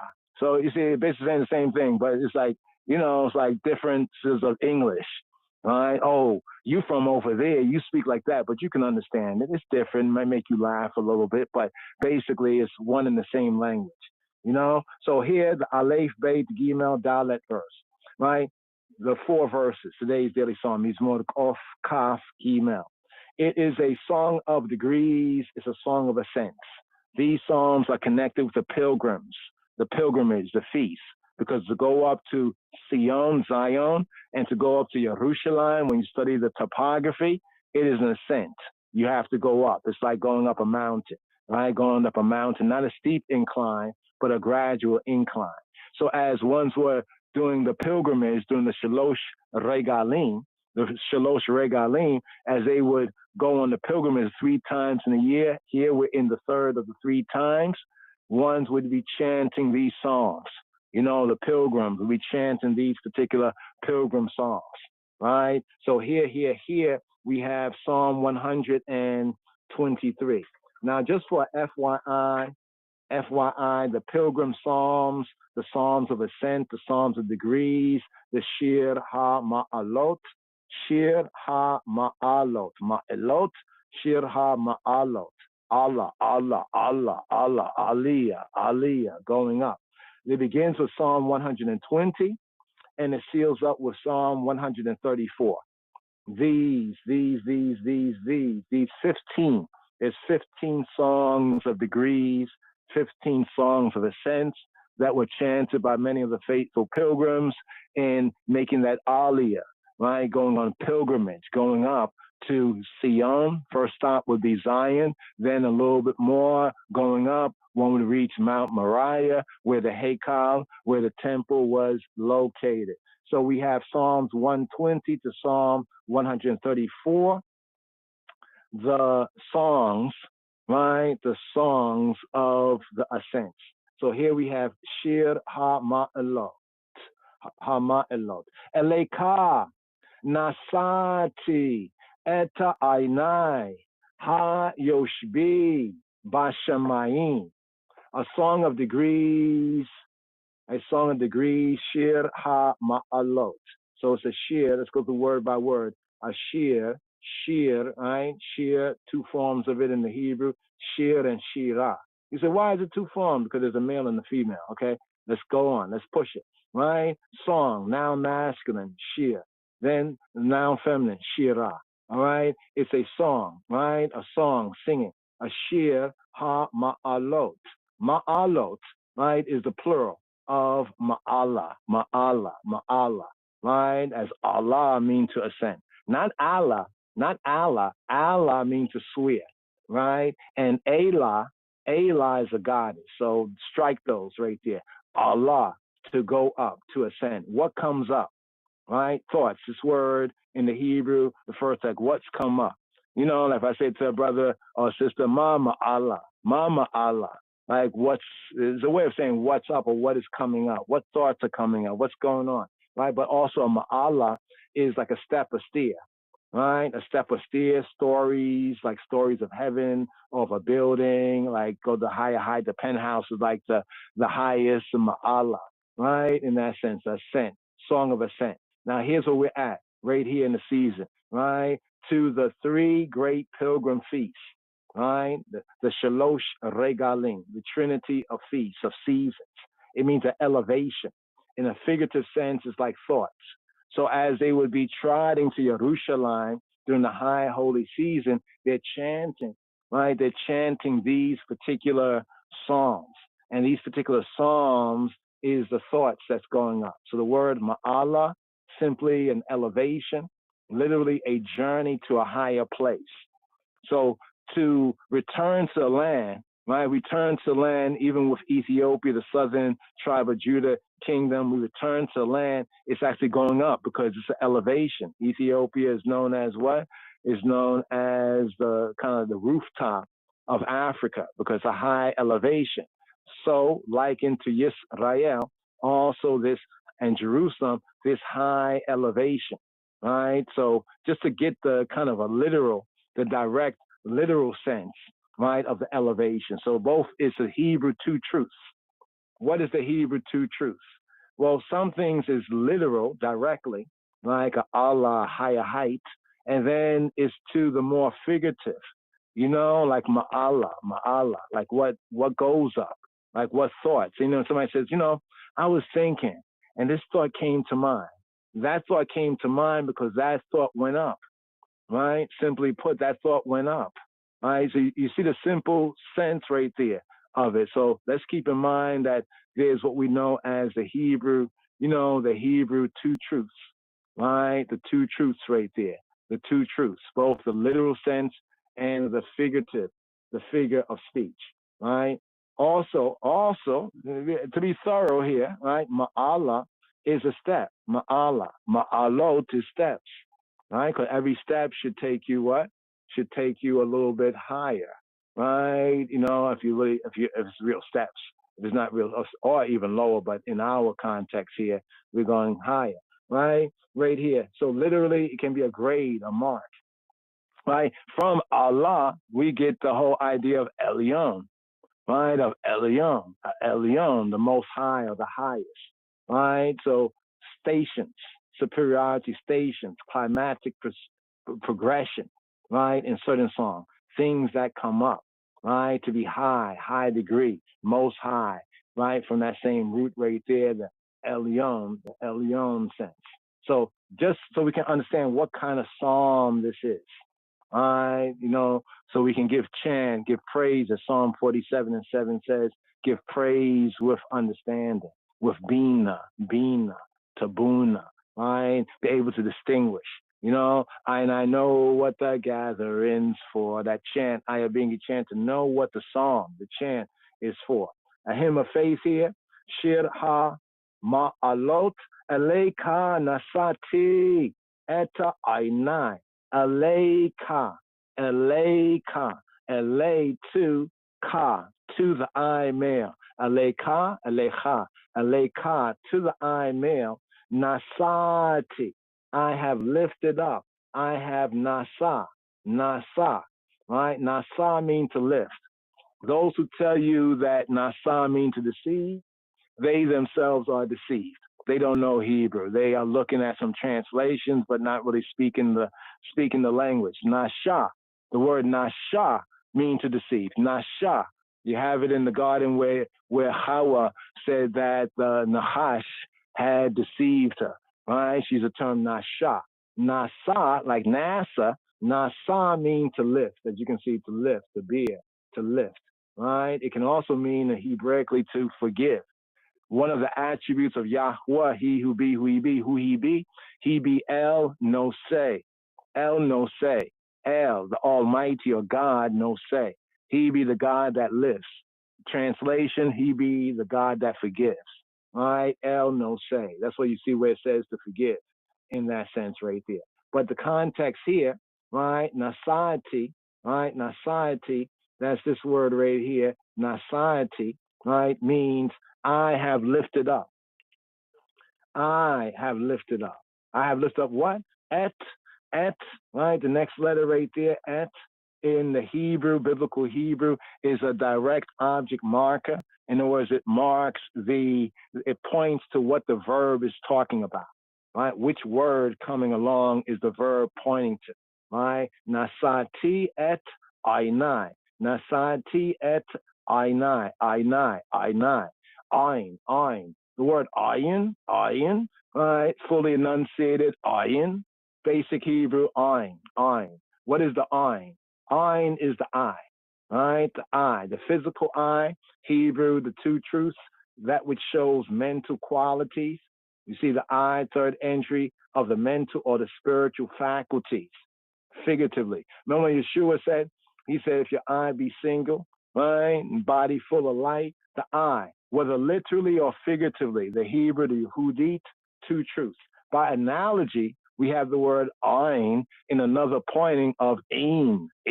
What is a ain? Like ain or ain, right? Ain Gedi, the fountain, right? The fountain of Gedi, the fountain of the cat, like the kid, right? Ain Gedi, right? Basically, the eye also in a secondary sense and pointed slightly different. Ain and ain or ein means a fountain. Why do they call the fountain an eye?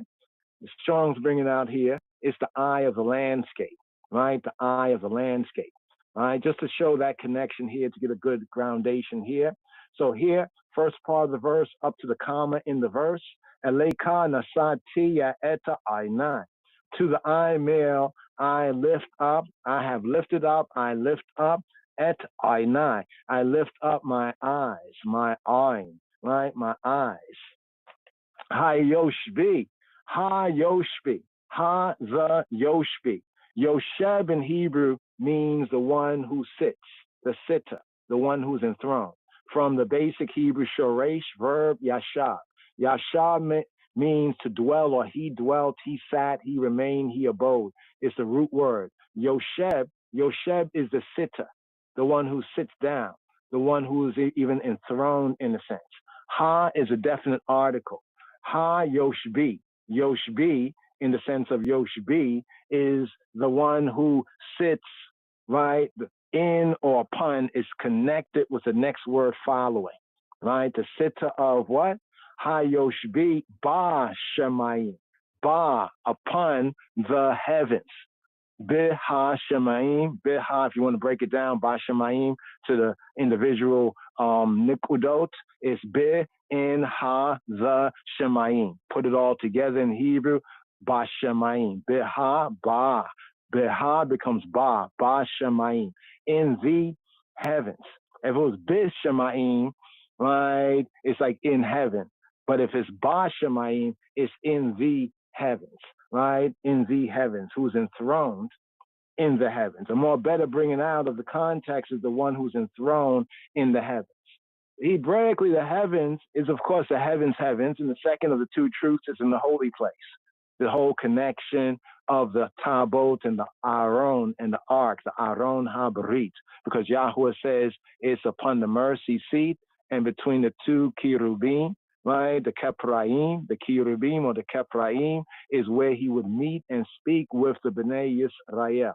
Right, so that right there, like the heavens, as it says in what is Numbers, like or Deuteronomy chapter 11, that we chant for the full of the Shema. That when we do that which is pleasing, he will make it as the days of heaven on earth. Get it? Thy kingdom come, thy will be done on earth. Check it out in Deuteronomy chapter 11. But right here, let's break this down. I lift up mine eyes, as we have in Psalm 121. If you go to Psalm, another ascension Psalm, Shir La Ma'elot, a song for the ascents, I will lift up mine eyes to the mountains. Esa come from Nasa too, the root. Esa, I'm lifting and I will lift. Esa Ainai. Esa Ainai. I will lift up Ainai, my eyes. Il Harim. Il to the Harim. Right? Then they ask the question, Me'ayin Yaboa Ezri. Me'ayin Yabo Ezri. From where? Me'ayin, from where? Right? Yabo, right? He comes, Ezri, my Ezer, my help. So we see this connection right there just in the songs of ascent, the lifting up. Because even while they're making that aliyot, the ma'alot, they're going up, right? You're looking up, you're seeing, oh, we're going to reach that height right there. Let's finish chanting this tune right here, right? Enthroned in the heavens, right? Enthroned in the heavens, right? Or dwelling in the heavens. Ha Yoshbi, the sitter, Bashamayim. Ha Yoshbi, Bashamayim, the sitter, the one enthroned in the heavens, as king, Yahweh Eloheinu, right? As king, he is the original King of Kings, right? As king, as Melech, Ha-Melech, and as Ha-Shofet, right? Ha-Dain, right? The judge and the executor. We have this in Psalm 2, right? The second Psalm, right about verse 3, verse 4. Let's go on to the Bayit verse. The Bayit, the second verse right here. Behold, as the eyes of servants to the hand of their masters, as the eyes of a maiden to the hand of her mistress, so our eyes upon Yahweh Eloheinu until that he have mercy upon us, upon I and I. Now, we didn't read the italics. I mean, we go through this because somebody new might come in. We didn't read the italics because they're not really there in the Hebrew. You know, we can prove that all day. You know, just read in the KJV, read in the Hebrew, you'll find that the other words, italicized words, were supplied. Well, right here, this verse full. Hine ka aineya abadim il yad adonehem. Il yad, to that yad, the hand, il yad adonai, right, hem. To the hand of their masters. All right. Now, there's an interesting in Hebrew. It could be masters, like many masters, or in the context, since it's one mistress, it's talking about one master, but remember, the plurality brings out the intensity. You know, like the intensity of it. Right? Adonehem, to their masters. Ka aine, as the eyes of aine. See, aine means the eyes of, Ainai means my eyes. See, the pointing is Aine, because like the eyes of, right? Shifcha, right? Shifcha, as the eyes of a female servant, Shifcha, right? Iliad, to the yad, to the hand, Gibirtaha,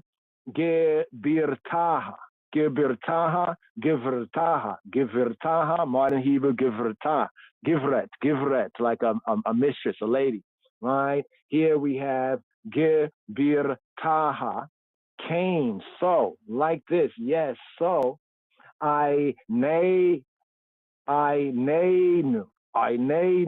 So our Ainenu, our eyes, are to Yahuwah, he who he be, Eloheinu, our Elohim, our almighty power, Ad, until, going on like until, Sheyachayenu. Interesting right here, we have Sheyachayenu, right? Let's go to this right here, right? Chayenu. She, until Chaye, till he have Hanan, until he have grace, until he show favor. No, we want to keep on looking to him until he show Yahweh Eloheinu, until he shows us that pity, that favor, that undeserved merit. One can say that grace. So he be gracious to us till he show I favor right here. Let's break this down right here, right? First part, Hine. Let's go from here. Hine is the word for behold. Let's go down here just so you can see. It's the Tanakh. Hine. You see Hine? Hine. Behold, look and see.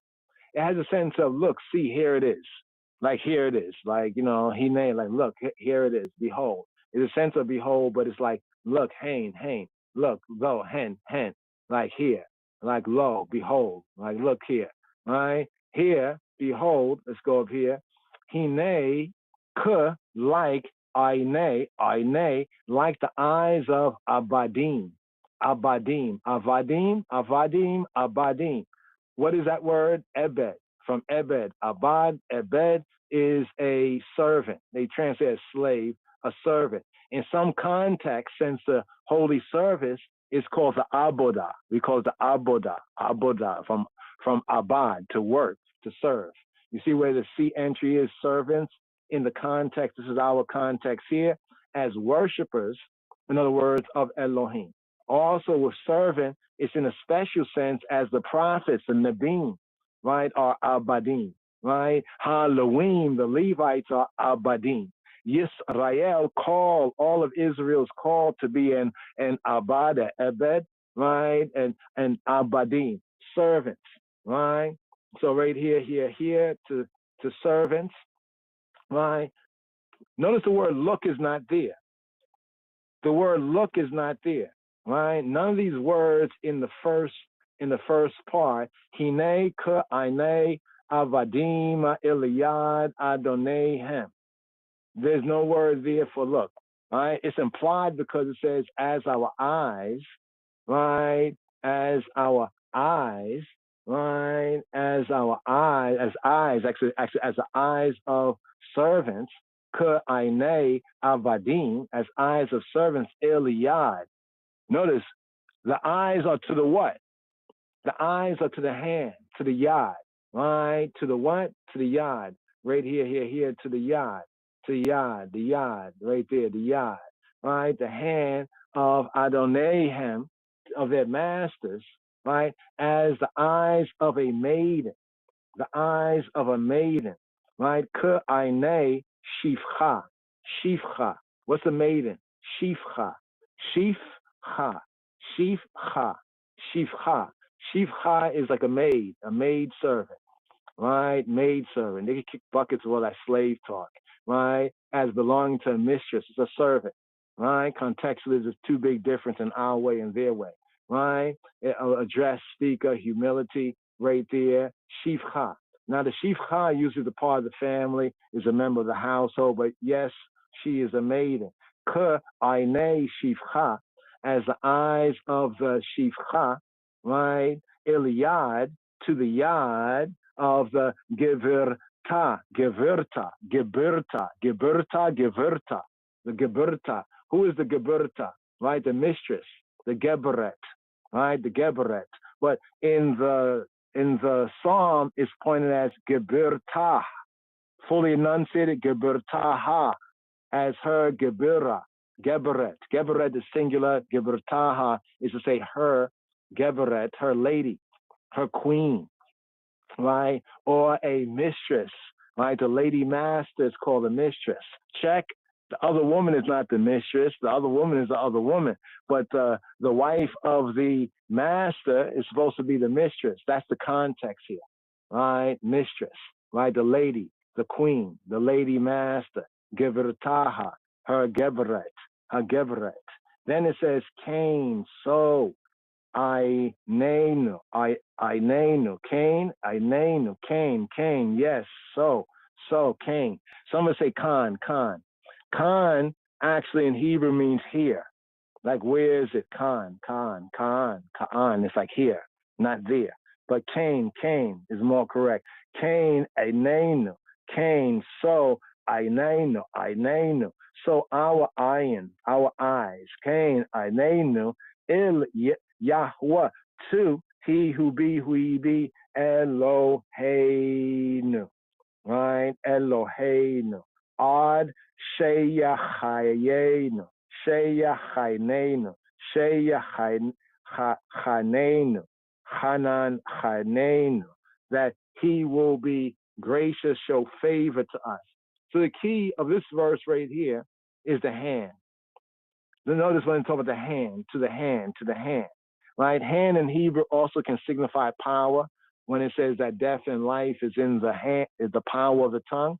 In the Hebrew, it's the hand. Hand signifies power, that which supplies needs, right? That which supplies needs. Right there. Let's go to the Gimel verse, the third verse right here. Likul Batalo song. Now notice, in the last verse, it says, until he be gracious or have mercy, Hanan, show us favor, even undeserved merit. Cain, Ainenu, right?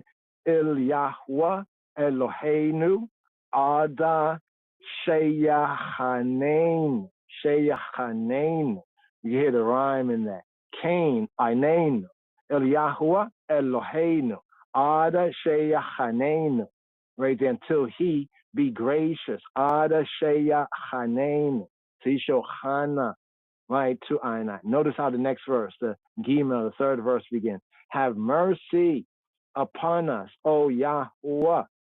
Have mercy upon us, for we are exceedingly filled with contempt, like full sated, exceedingly filled with contempt.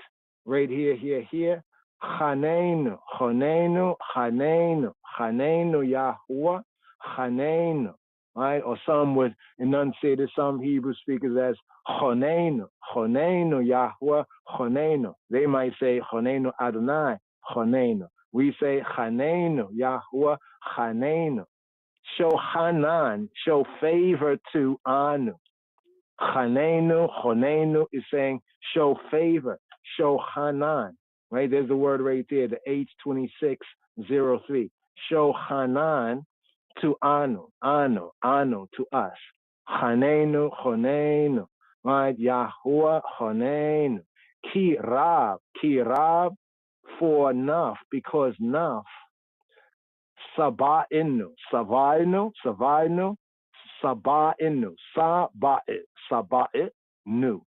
because we are fully satisfied, right? So what's the word for Sabah right here? The word Sabah, Sabeya,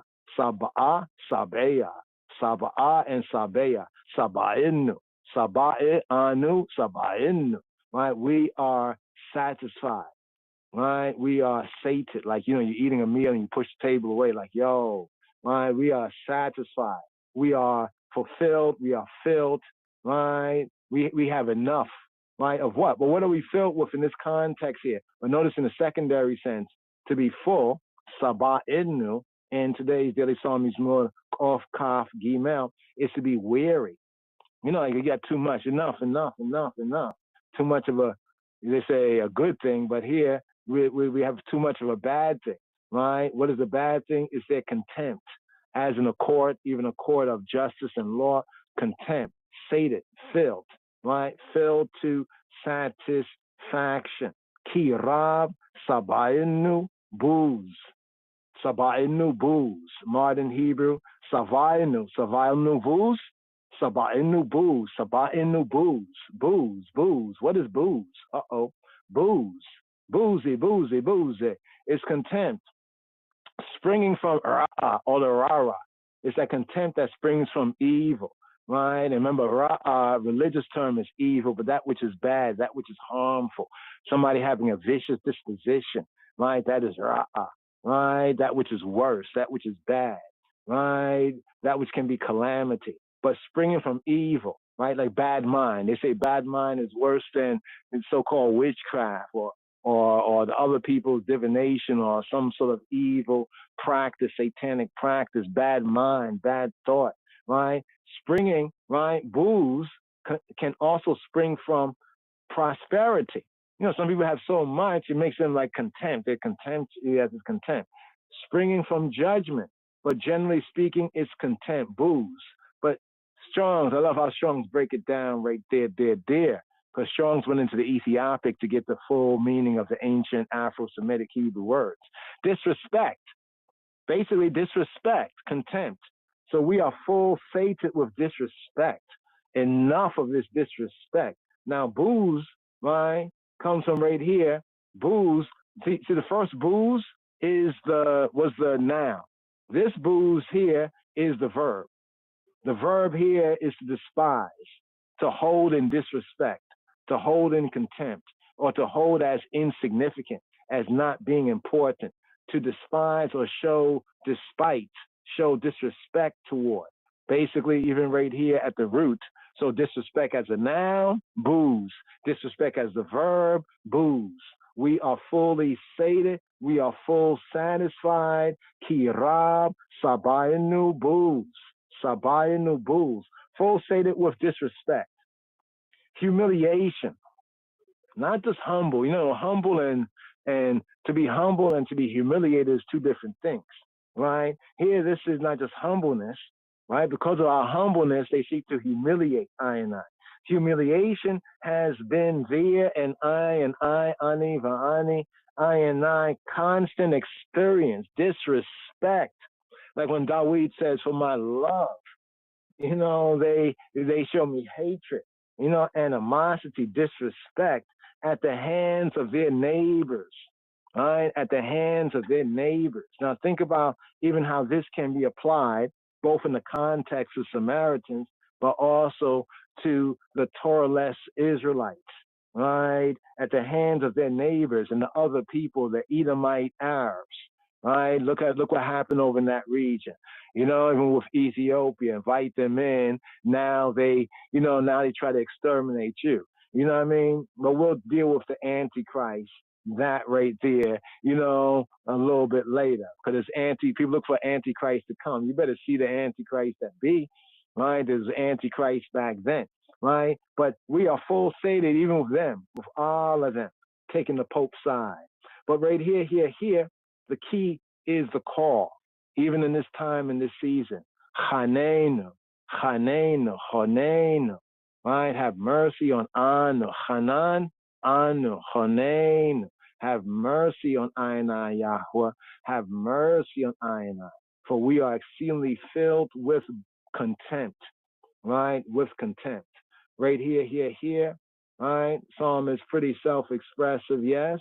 The Dalet, the fourth verse. So we're going through the Abu, Gida, the Abba.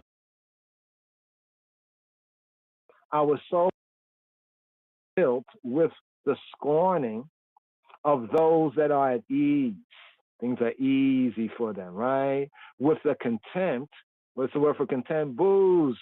The booze. They're on some booze. They must be drunk. They're drunk, right? With contempt for the righteous. Right, with disrespect for I and I, disrespect for I and I, even of the new name, right, as called, chosen, faithful Rastafari, or just generally as the Israelites of Ethiopia, as the Ethiopian Hebrew, commandment keepers, community of I Rasta. The disrespect, right, the disrespect. But then we find out that they are Torah-less. They talk Torah, right, but they don't work it out, right? They don't even reason it out properly. But our soul is exceeding. Notice the focus here, even this time of the Cheshbon HaNefesh, of soul searching, the Cheshbon during the time, in the 10 days of Or, between the days of the trumpets, right? The day Yom Teruah, right? That trumpet, that alarm, wake up, Jacob. That's what the trumpet is there for, the shofar, the wake up, and it's blown continually, right? Through the time of the judgment day in the season, according to the pilgrimage, according to the covenant feasts and festivals, the YomHakippurim, right? Our soul, right, is exceedingly filled with the scorning.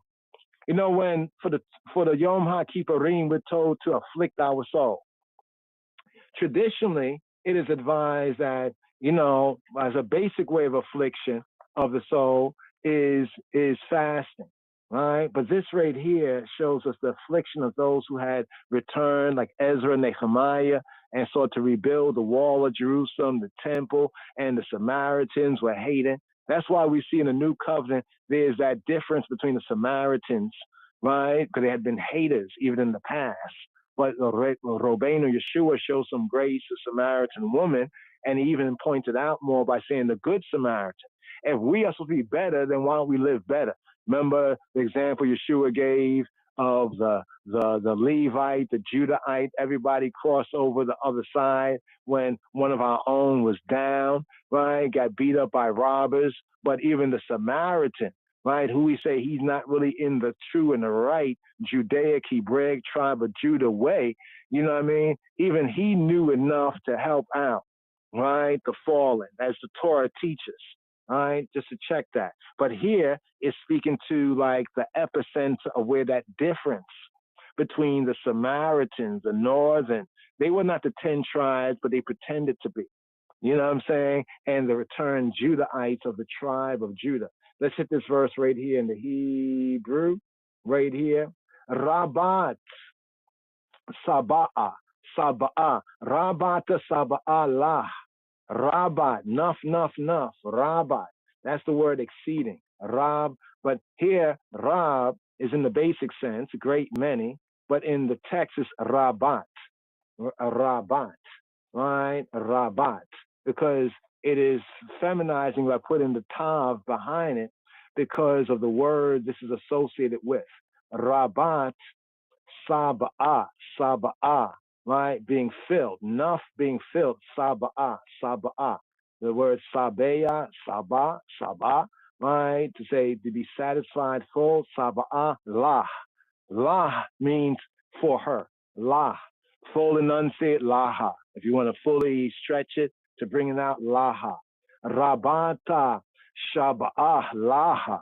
Right? Rabata, Shaba'ah, laha. Nuf, satisfied for her, sated, filled, right, for her. Naf shayno. So this is the word right there, naf shayno. This is our nefesh, naf shay of anu, naf shayno.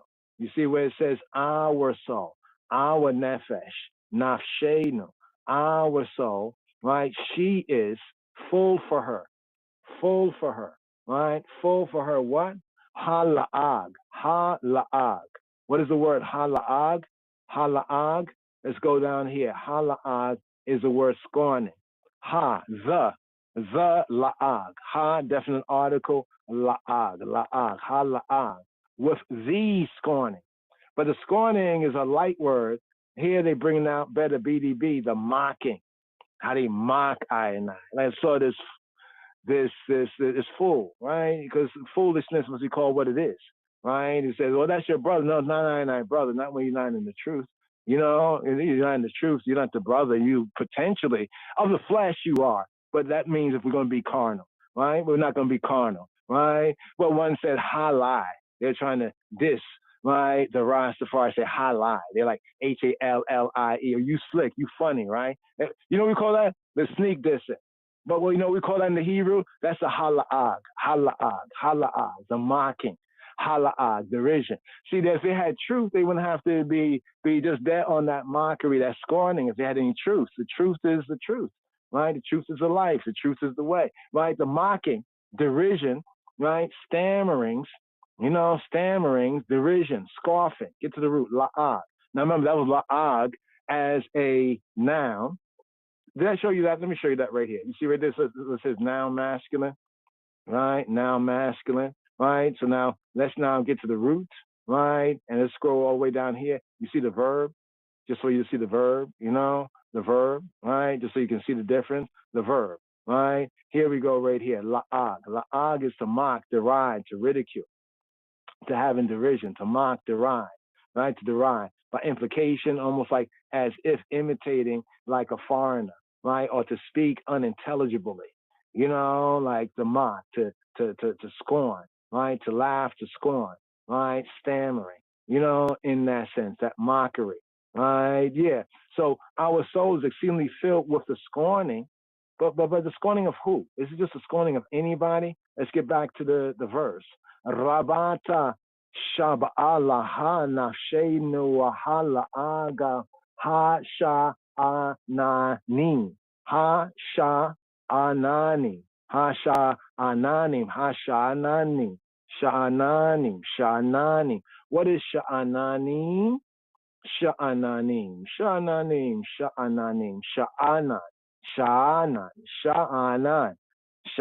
It's not just Shanan or Shannon. It's not Shannon. No, those. The aleph must be enunciated, right? Sha'anan, the sha'ananim in the right. Those they who are at ease. Sha'anan, right? To be at ease. Those who are careless, right? To the point that they're wanton, arrogant, right?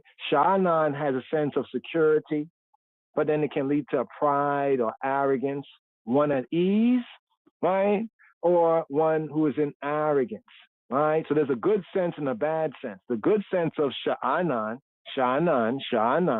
is to be secure, to be at ease, quiet, is secure, right? In a bad sense is to be haughty and naughty and prideful and arrogant, right? So there's the ease, the quiet.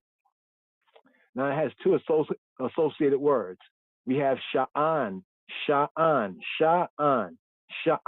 the root sense to be at ease, right? At peace, security, quiet, to be peaceful in a sense, right? Beit sha'an. We have a place called Beit Sha'an, the house of ease. Beit Sha'an, right? Beit Sha'an. Beit Shan, Beit Sha'an. Remember that old reggae, Shana Shan, Bola Bola, Ia Ia, Oa O, Shana Shan, right? Here, the next word is Shal'anan. Shal'anan is also another sense of it. Shal'anan, right? Ease, quiet, secure, like a sense of tranquil, right? And see how it links back to the Sha'anan. So they are at what? They are at ease. They are at ease. That's the first part of the verse, right? First part of the verse up to the comma. Our soul is exceedingly filled with the scorning of those that are at ease, or more better, with those that be at ease, Rabata, Shaba'ala, Nafsheinu, Hala'aga, Hasha'anani, Hashanani, right? The easers, the ones who are easy, everything's good and well with them. Right, while we're, doing the Torah studies and iron sharpen iron, they're just running around making them nonsense debates, nonsense arguments, and want to bait I and I. No, Rabata Shaba'ala Nafshenu Hala'aga Hashanani, the scorning, Hala'ag. The verb from this root is found. Right, check this. See this link with the epicenter of when this psalm likely arose. This psalm right here. It's not a psalm of David, but from the latter sources in the style of David in Nehemiah. Check this, Talmudim, fellow disciples. Nehemiah chapter 2, verse 19. in Nehemiah chapter 3, verse 33, right? Chapter 3, verse 33. We're going to go there. We're going to just go there briefly. Because this is what it means when it says, here a little, there a little. It's not good enough to quote the quote and say it's there. How do we know? Right? So this is the show and prove. Right? The show and prove. Right? So we can show enough and prove. So it says, but when Sanballat the Horonite and Tobiah the servant, the Ammonite, and Geshem the Arabian heard, they laughed us to scorn. Oh, see the sense here? They laughed us to scorn and despised us. They were disrespectful and said, what, this thing that y'all do? Will y'all rebel against the king? Right? This is what they were saying. Right? So here. Wayishma Sanballat ha Horoni with Tobiah ha Ebeda ha Ammoni with Geshem ha Arbiya Wayala Ego. Wayal Ego. That's from La'ag, constructed here in the sense of the Hebrew dikduk. Wa and Yala. Let me highlight the word for anybody who want to take a snapshot right here. Right? This is the word that's connected with the verb here. Wa and Yala Ego. Yaligu. Right? And they laugh. Yaligu, Lanu. For us, la for anu, le anu, lanu, for us or to us. They laugh, lanu. Why yibzu? Yibzu come from the booze, right? Yibzu. Remember, booze is the root, right? Constructing that to say like they like held us in scorn or contempt, right? In that sense, mocking us, right? Yibzu. Why yibzu? Aleinu. All upon, on, right? Ale upon anu. Aleinu. On against I and I. Right? So this is a connection here with the hymn of faith at that time of repatriation. That was a repatriation time, when they returned to their land.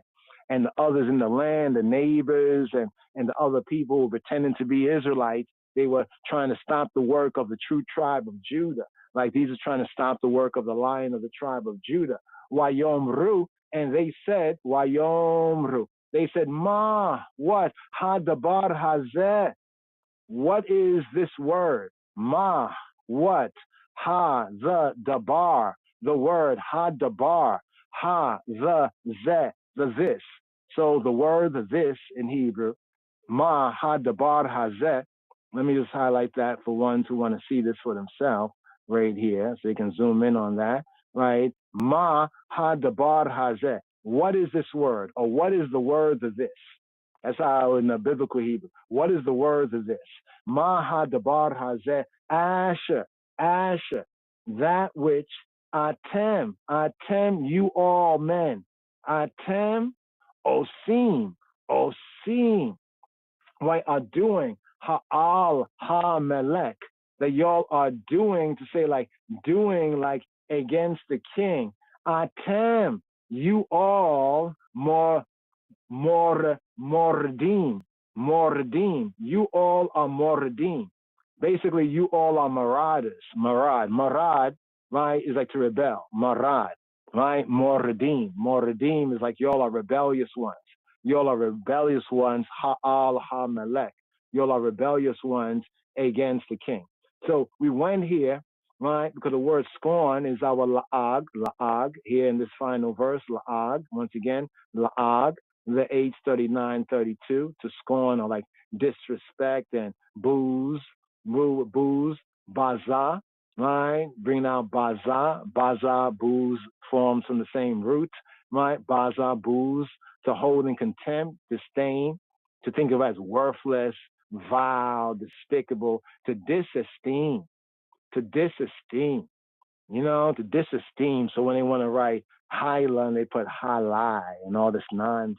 You know what I mean? That's some scorn. scorn there. But here, one more verse right here. Just another verse, 3, and to make sure that the quotes are right and accurate. Right? Now here's something interesting right here, because sometimes in the Hebrew, right, this is verse 32. So I see verse 33 right here. Let me see if this is the right verse, because sometimes coming from the, I think it might be up here in verse 1. Right, let's see if it's here in verse 1, right here. Yeah, here it goes. So there's no verse 33 in the KJV Bible. Nehemiah, in the Hebrew Bible, Hebrew scripts, looking at the Hebrew, biblical Hebrew, it'll be Nehemiah chapter 3, verse 33. But there's no verse 33 in the English translation. So that will be verse 1 of chapter 4, where it reads, "But it came to pass that when Sanballat heard that we builded the wall," because they're trying to stop us from building that firewall of Jerusalem.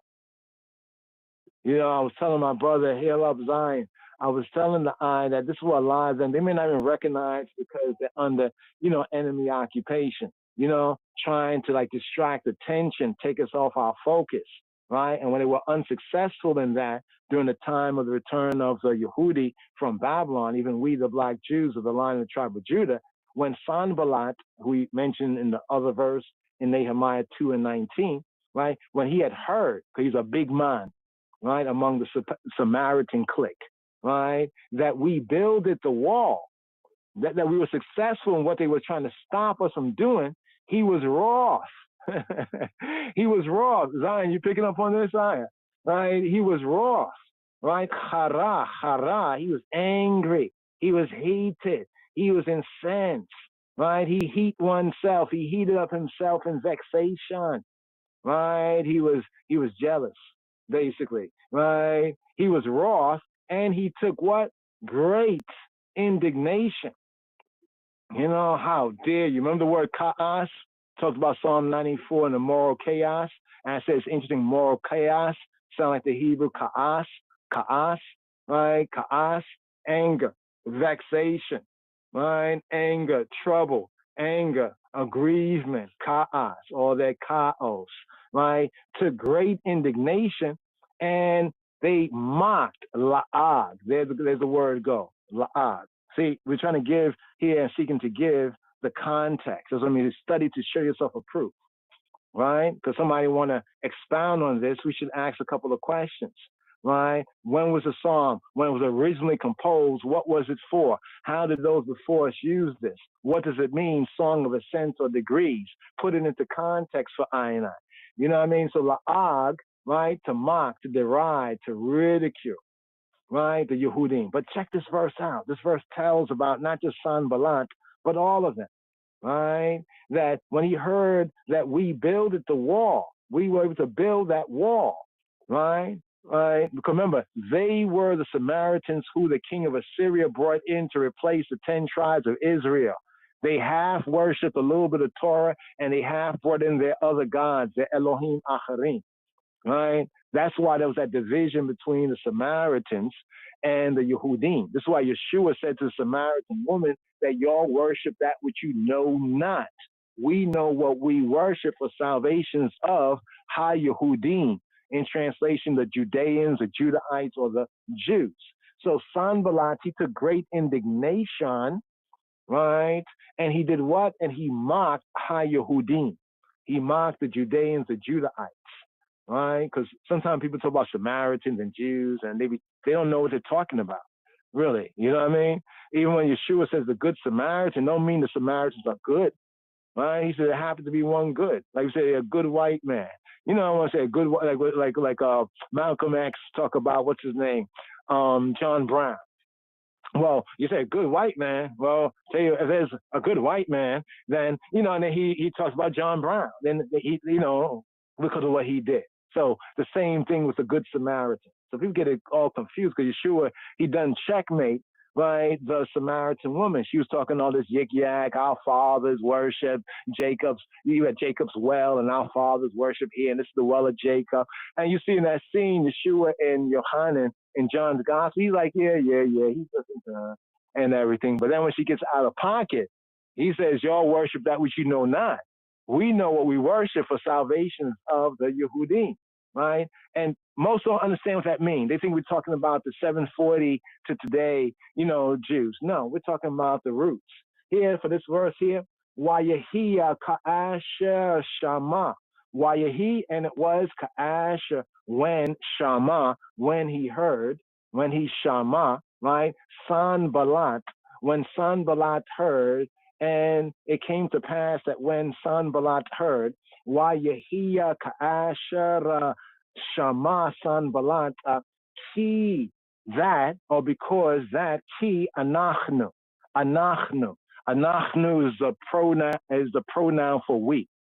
But in Hebrew, anu is also a pronoun for we. The usual one is anachnu, but using the verbs, we use anu, right? Ki anachnu, for we ourselves. Ki anachnu, bonim. Modern Hebrew, vonim. Ki anachnu, vonim. Ki anachnu, bonim. That we have builded. That we anachnu, bonim. We. Right, or builders, like ones who build, right? We have built it et ha homa, et, right? Definite article ha, the homa. We built the homa.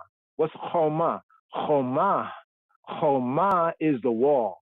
Homa, right? We built a part that would join us together. We needed to have a wall, right? A wall around Yerushalayim. Like a wall, right? They broke the wall. The Babylonians broke down the wall, but they tried hard to break down the wall. It took them a little while, but they eventually broke down the wall and burned the temple. Same thing the Romans did. So now we had to build that wall. So when we had built that wall and Sanballat had heard, let's go to this first part of the sentence here. Wayahi ka'asher shama Sanballat ki anachnu abonim etaha choma. Built the wall. What happened? What happened after he heard? What did Sanballat hear? Shama, Sanballat, Shama, right? He heard. Shama means he heard. Shema is a command to a male singular, or all of us as one man to hear. Shama means he heard, right? So when he heard, what happened? Wayichar lau. Wayichar. Yichar comes from chara. Why yichar? It was har for him. It was har. He was hot. He was furious. Lau. It was hot. It became hot for himself. Why yichar lau? Why yikaas? He was in kaas, right? Kaas. And he took great, right? Kaas, right? Here it says, Wayikaasa, harbe. It's to say like enough, harbe, many. He took like much, like a great, much, kaas. Much indignation, vexation. This word is probably vexation. Wayikaas, and he was vexa harbe, very much, right? Harbe. Why yalaeg? Wa and yalaeg. Yaleg from laag, yaleg, in the verb action sense, yaleg, right? And he mocked. Wa and why yalaeg al, he mocked against upon ha Yehudim. This is the part that is similar to our psalm here today. Right here. This is the part. Wa and Wayalaeg al ha-Yehudim. Wayalaeg al ha-Yehudim. Against the Yehudim. Against the Judahites. See? So that is the difference there. So Yeshua, Robbeinu, Einai Rabbi, the rabbis, he gave us a parable and a lesson that there could be a good Samaritan. But generally speaking, the way that they worship, right, is no good, right, for us as Yehudi. That's why he says salvation. The Yeshuot is of Ha-Yehudim. And who mocked the Yehudim? Sanballat. This here is the connection with our psalm right here. Remember it says here a little and there a little, right? So this is how we really study. really study, just to bring out what's in the study, right? So here, verse 4. Verse 4 again, our soul is exceedingly filled with the scorning of those that be at ease. Right? Rabata Shaba'alah Nafshenu. Hala'aga Ha Shanani. Ha Shanani. Ha Shanani. Ha booze. Right? The booze. Liga a yonim. Liga a yonim. Liga a yonim. Now notice this. This is wild here. The Strongs. You see the blue letter words? Notice after the word proud, right? How many words do you see there? There's the H 3238. There's the H 1343. There's the H 1349. What is going on there, Chabarim? Is it 3 words to make one word proud? Or is the translation a little nuanced? Right? Habuz Ligae Yonim. Ligae Yonim or Ligae Yonim. What is the Ligae Yonim? Ligae Yonim, Ligae Yonim. I think over here they bring it out over here in one of the areas, Ligae Yonim.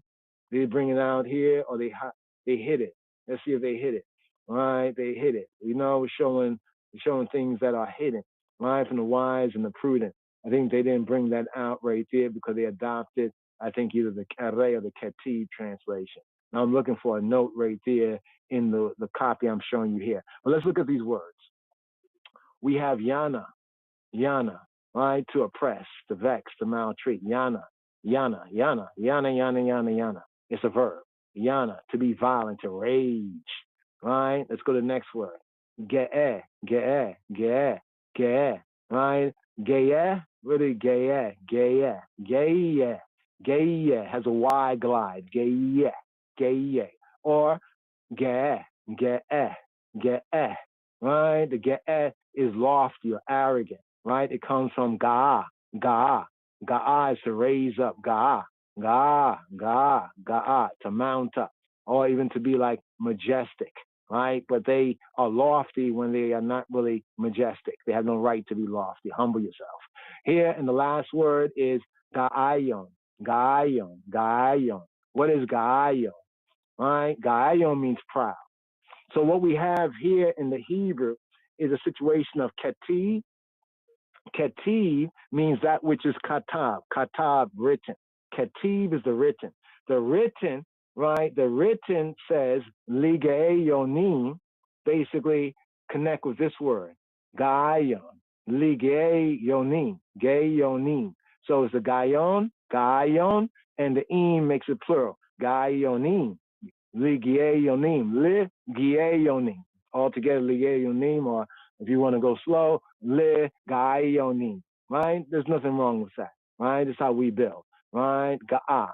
So here is looking at these 3 words. There's a ketib, what is written. Sometime in some of the old manuscripts, a wow might have been written shorter, right? If you write a wow short, it might look like a yod. So sometimes some letters, or some might say a carelessness of a copyist, but there are often some interesting dualities of possible translations. This is one particular area right here with that word proud. The scripture says, Habuz ligae yonim, right? Or we can look at it as ligae yonim. One word, ligae yonim, or as ligae yonim, right? Ligae yonim.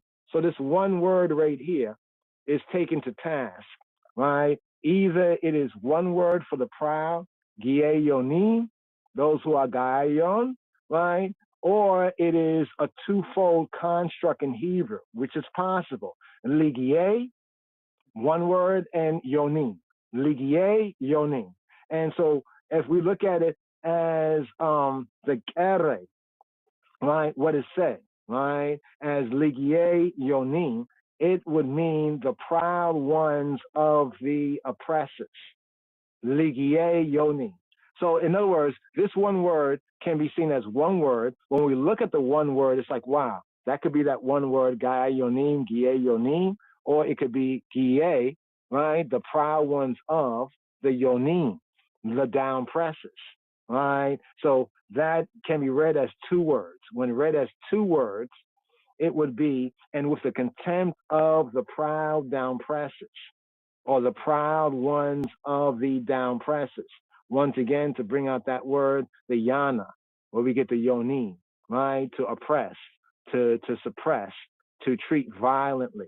It has a sense of to rage or be violent at, to maltreat, the yonim, right? The yonim, right? The giye, yonim, right? The proud ones, giye, the proud ones of the yonim, or we can look at it as what is written, ligai yonim, ligie yonim, as just the proud ones. So you check that one right there, just to show that nuance, right there of the Hebrew. That's why they have three words behind it. They could have just had the H1349. But because the scholars and the others understand and study these things, they see where there was that ancient reading of it, where that one word, yes, it's the Giye Yonim, it's the proud ones. But you know why they're proud ones? It's like a moray teaching the disciples or teaching his students, right? Yes, the word is Giye Yonim, yes, the proud ones. But why are they proud? Talmudim, disciples, why are they proud? Because they are the Giye Yonim. So basically the Giye Yonim brings out Hebrew etymology. You know how you take a word and then you break it down and see what's in that word, another possible word, and then even that possible word makes sense even with the plain reading of the word. This is one of those words right here. But let's just go over this just to seal this right here, right? So the scorning, once again, the scorning. We touch on the verb root, right? The scorning of the la'ag, the mocking, the derision, right? They laughed us to scorn, and they mocked Ha-Yehudim. They laughed us to scorn, right? In Nehemiah 2:19, and they mocked, right? They mocked Ha-Yehudim, right? In Nehemiah chapter 3, verse 33, if you're reading the Hebrew manuscript. But if you're reading the King James Bible, that will be in Nehemiah chapter 4, verse 1, right? Those that are at ease. Ha-Shanani, Shani, right? Sha'anani,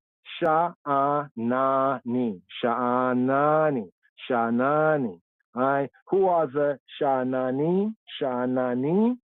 The ones who are at ease, the Yehudi, right? The Ha-Yehudim, the Judeans, the tribe of Judah, right? Toiling, right? I of the tribe of Judah, the line of the tribe of Judah from the roots, royal order of the Ethiopian Hebrew, for example, toiling to reconstruct liberty, right? In Jerusalem, in that air, the atmosphere of peace with God and with man, right? Contrast, here we contrast, right, the despised condition, the disrespectful condition. To think about that, all the other black Hebrew Israelites, they all come out of the commandment keepers from that root right there. And that disrespect both to the Israelites of Ethiopia, right? Are ye not as the children of Ethiopia, the mere children of Israel, and to the called, chosen, and faithful Rastafari. That means that there's a lot of Rastas and rascals out there. Just point blank period, but hopefully this time they can, repent if they will, right? So this is contrasting, right, the despised condition, right, of the Yehudi, right, like Ezra, Nehemiah, those who have returned out of Babylon. Are any of those Israelites talking about coming out of Babylon? Huh? Right? Only the tribe of Judah, right? Those who are connected with the true line of the tribe of Judah, speaking about that, just like the Yehudi, right? Notice, when it was time for them to come out of Babylon, only a handful came out. It's like, like our people now. Like why should we come out and go to Africa, East Africa, or to the Levant when we can be big about Yah in America? You got to watch it. There's a prophecy in here, Ras Seymour Kashir in this prophecy with the eye. 2029, some say get out before 2030, right? But 2029 will be the 100-year anniversary. This is based on inspiration, my brother, the Holy Spirit. And I say there's a lot of possibility to that. 100 years later, you remember when the stock market crashed in 1929, right? Before that dark day, The only dark day in the world is economics because money is their god, right? So in 1928, you know what I mean? We get that coronation of the Rastafari as Melech, as king on the Davidic throne, Solomonic throne. And then in 1929, the stock market crashed. And then, right, we get that anointing and coronation in the acceptable year of the Lord, right? 1930, November 2nd, of the anointed, of the man, like the Psalm, 89 says, "Oh Yahweh, the man who you have made strong for yourself." Right? And we're speaking of the Rastafari, Kadamara Haile Selassie, as a man that Yahweh Eloheinu has made strong, yes, for himself, where it says with Ethiopia, right? Im Kush, with Kush, Im Kush, Zeyulad Sham. This man was born there, right? In the fulfillment, that man who's assigned in the seal. But be that as it may, the scorning, right? The scorning, right? The despised condition with the boastful and secure lot, right? Of the down presses, right? Both from sometime among the enemies of other people and sometime our own people, right? Go after, think the grass is greener on the heathen, the Gentile side, right? Proud oppressors. Last part right here, the contempt, habuz, the contempt, or better, the disrespect, right? Habuz, ligie yonim, of the proud ones. Habuz, ligie yonim, of the proud ones of the down presses. The proud ones of the down presses. Here, today's daily psalm, Aleph, Beit, Gimel, Dalet. Give thanks, brothers and sisters and brothers, right here. Of course, we like to share right here, a little dub wise, but here, just a plain read of it. Psalm 123. Yes. Pause, right here. We're going to close out of this because we're already in the grace period of the broadcast. What just happened right there? Okay, in the grace period of the broadcast. So we're going to actually close the DSR, close out. Thank you for using Blog Talk Radio. Goodbye. And we're going to bring ourselves up right here. Hopefully here. Then let's our co-laborer. Okay, give thanks.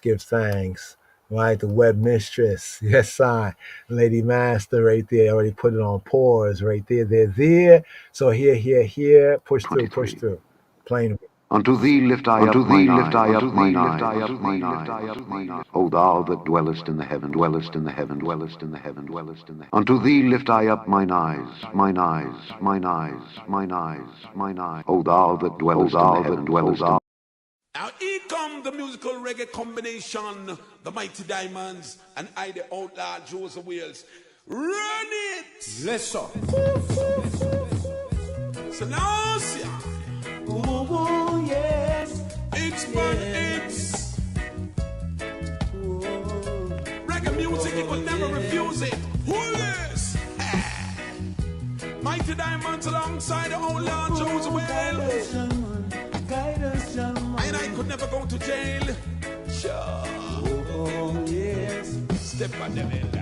And mercy on good man and help him. We praise your man. It's fun top of and mercy on.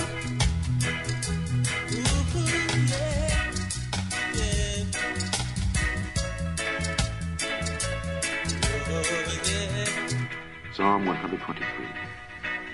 Unto thee lift I up mine eyes.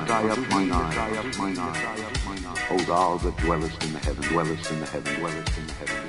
Unto thee lift I up mine eyes. O thou that dwellest in the heaven. Unto thee lift I up mine eyes. O thou that dwellest in the heavens. Behold, as the eyes of servants look unto the hand of their masters, and as the eyes of a maiden unto the hand of her mistress, so our eyes wait upon the Lord our God, until that he have mercy upon us. Have mercy upon us, O Lord. Have mercy upon us, for we are exceedingly filled with contempt. Our soul is exceedingly filled with the scorning of those that are at ease, and with the contempt of the proud, of the proud, of the proud, of the proud, of the proud, of the proud, of the proud, of the proud, of the proud, of the proud, of the proud, of the proud, of the proud, of the proud, of the proud, and I the old Lord Joseph Wheels. መዝሙር 122 በቅንፍ 123 የማዕረግ መዝሙር። በሰማይ የምትኖር ሆይ ዓይኖቼን ወደ አንተ አነሳው። እነሆ የባሪያዎች ዓይኖች ወደ ጌቶቻቸው እጅ እንደሆኑ የባሪያይቱም ዓይን ወደ እመቤቷ እጅ እንደሆነ እንዲሁ እስኪምረን ድረስ ዓይናችን ወደ አምላካችን ወደ እግዚአብሔር ነው። ማረን አቤቱ ማረን፣ ንቀትን እጅግ ጠግበናልና የባለጠጎችን ስድብና የትዕቢተኞችን ንቀት ነፍሳችን እጅግ ጠገበች። Psalm 123. Unto thee lift I up mine eyes, O thou that dwellest in the heavens. Behold, as the eyes of servants look unto the hand of their masters, and as the eyes of a maiden unto the hand of her mistress, so our eyes wait upon the Lord our God, until that he have mercy upon us. Have mercy upon us, O Lord. Have mercy upon us. For we are exceedingly filled with contempt. Our soul is exceedingly filled with the scorning of those that are at ease, and with the contempt of the proud.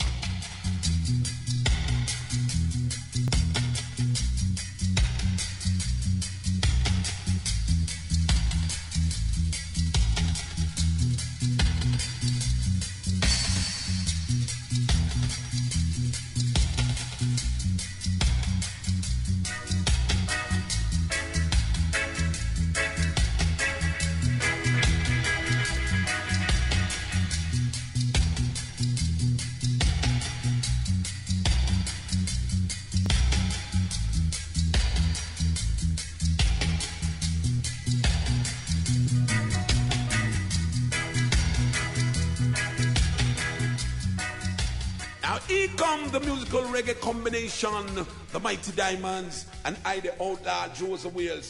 Run it! Let's go. Selassie.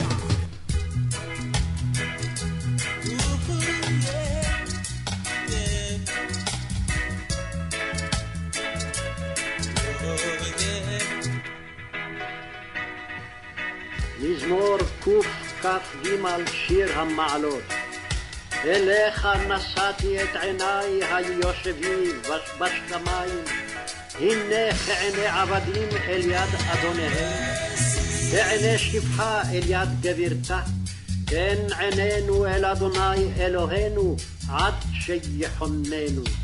חוננו אדוני חוננו, כי רב שבענו בוז, רבת שבעה לה נפשנו, הלעג השאננים, הבוז לגאיונים. Psalm 123. Unto thee lift I up mine eyes, O thou that dwellest in the heaven, dwellest in the heaven, dwellest in the heaven, dwellest in the heaven. Unto thee lift I up mine eyes, mine eyes, mine eyes, mine eyes, mine eyes. O thou that dwellest in the heaven, dwellest. Unto thee lift I up mine eyes, O thou that dwellest in the heavens. Behold, as the eyes of servants look unto the hand of their masters, and as the eyes of a maiden unto the hand of her mistress, so our eyes wait upon the Lord our God, until that he have mercy upon us. Have mercy upon us, O Lord. Have mercy upon us. For we are exceedingly filled with contempt. Our soul is exceedingly filled with the scorning of those that are at ease, and with the contempt of the proud, of the proud, of the proud, of the proud, of the proud, of the proud, of the proud, of the proud, of the proud, of the proud, of the proud, of the proud, of the proud, of the proud, of the proud, of the proud. Here come the musical reggae combination, the Mighty Diamonds, and I the outlaw Joseph Wheels. Run it! שיר המעלות. Selassie.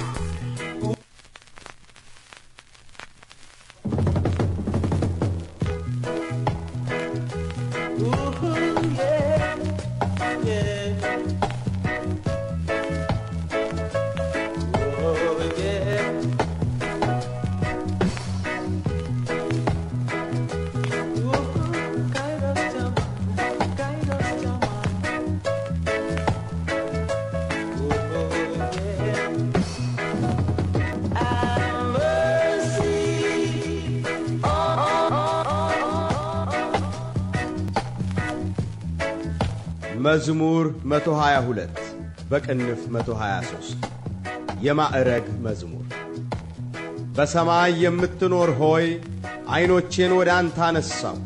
እነሆ የባሪያዎች ዓይኖች ወደ ጌቶቻቸው እጅ እንደሆኑ የባሪያይቱም ዓይን ወደ እመቤቷ እጅ እንደሆነ እንዲሁ እስኪምረን ድረስ ዓይናችን ወደ አምላካችን ወደ እግዚአብሔር ነው። ማረን አቤቱ ማረን፣ ንቀትን እጅግ ጠግበናልና የባለጠጎችን ስድብና የትዕቢተኞችን ንቀት ነፍሳችን እጅግ ጠገበች።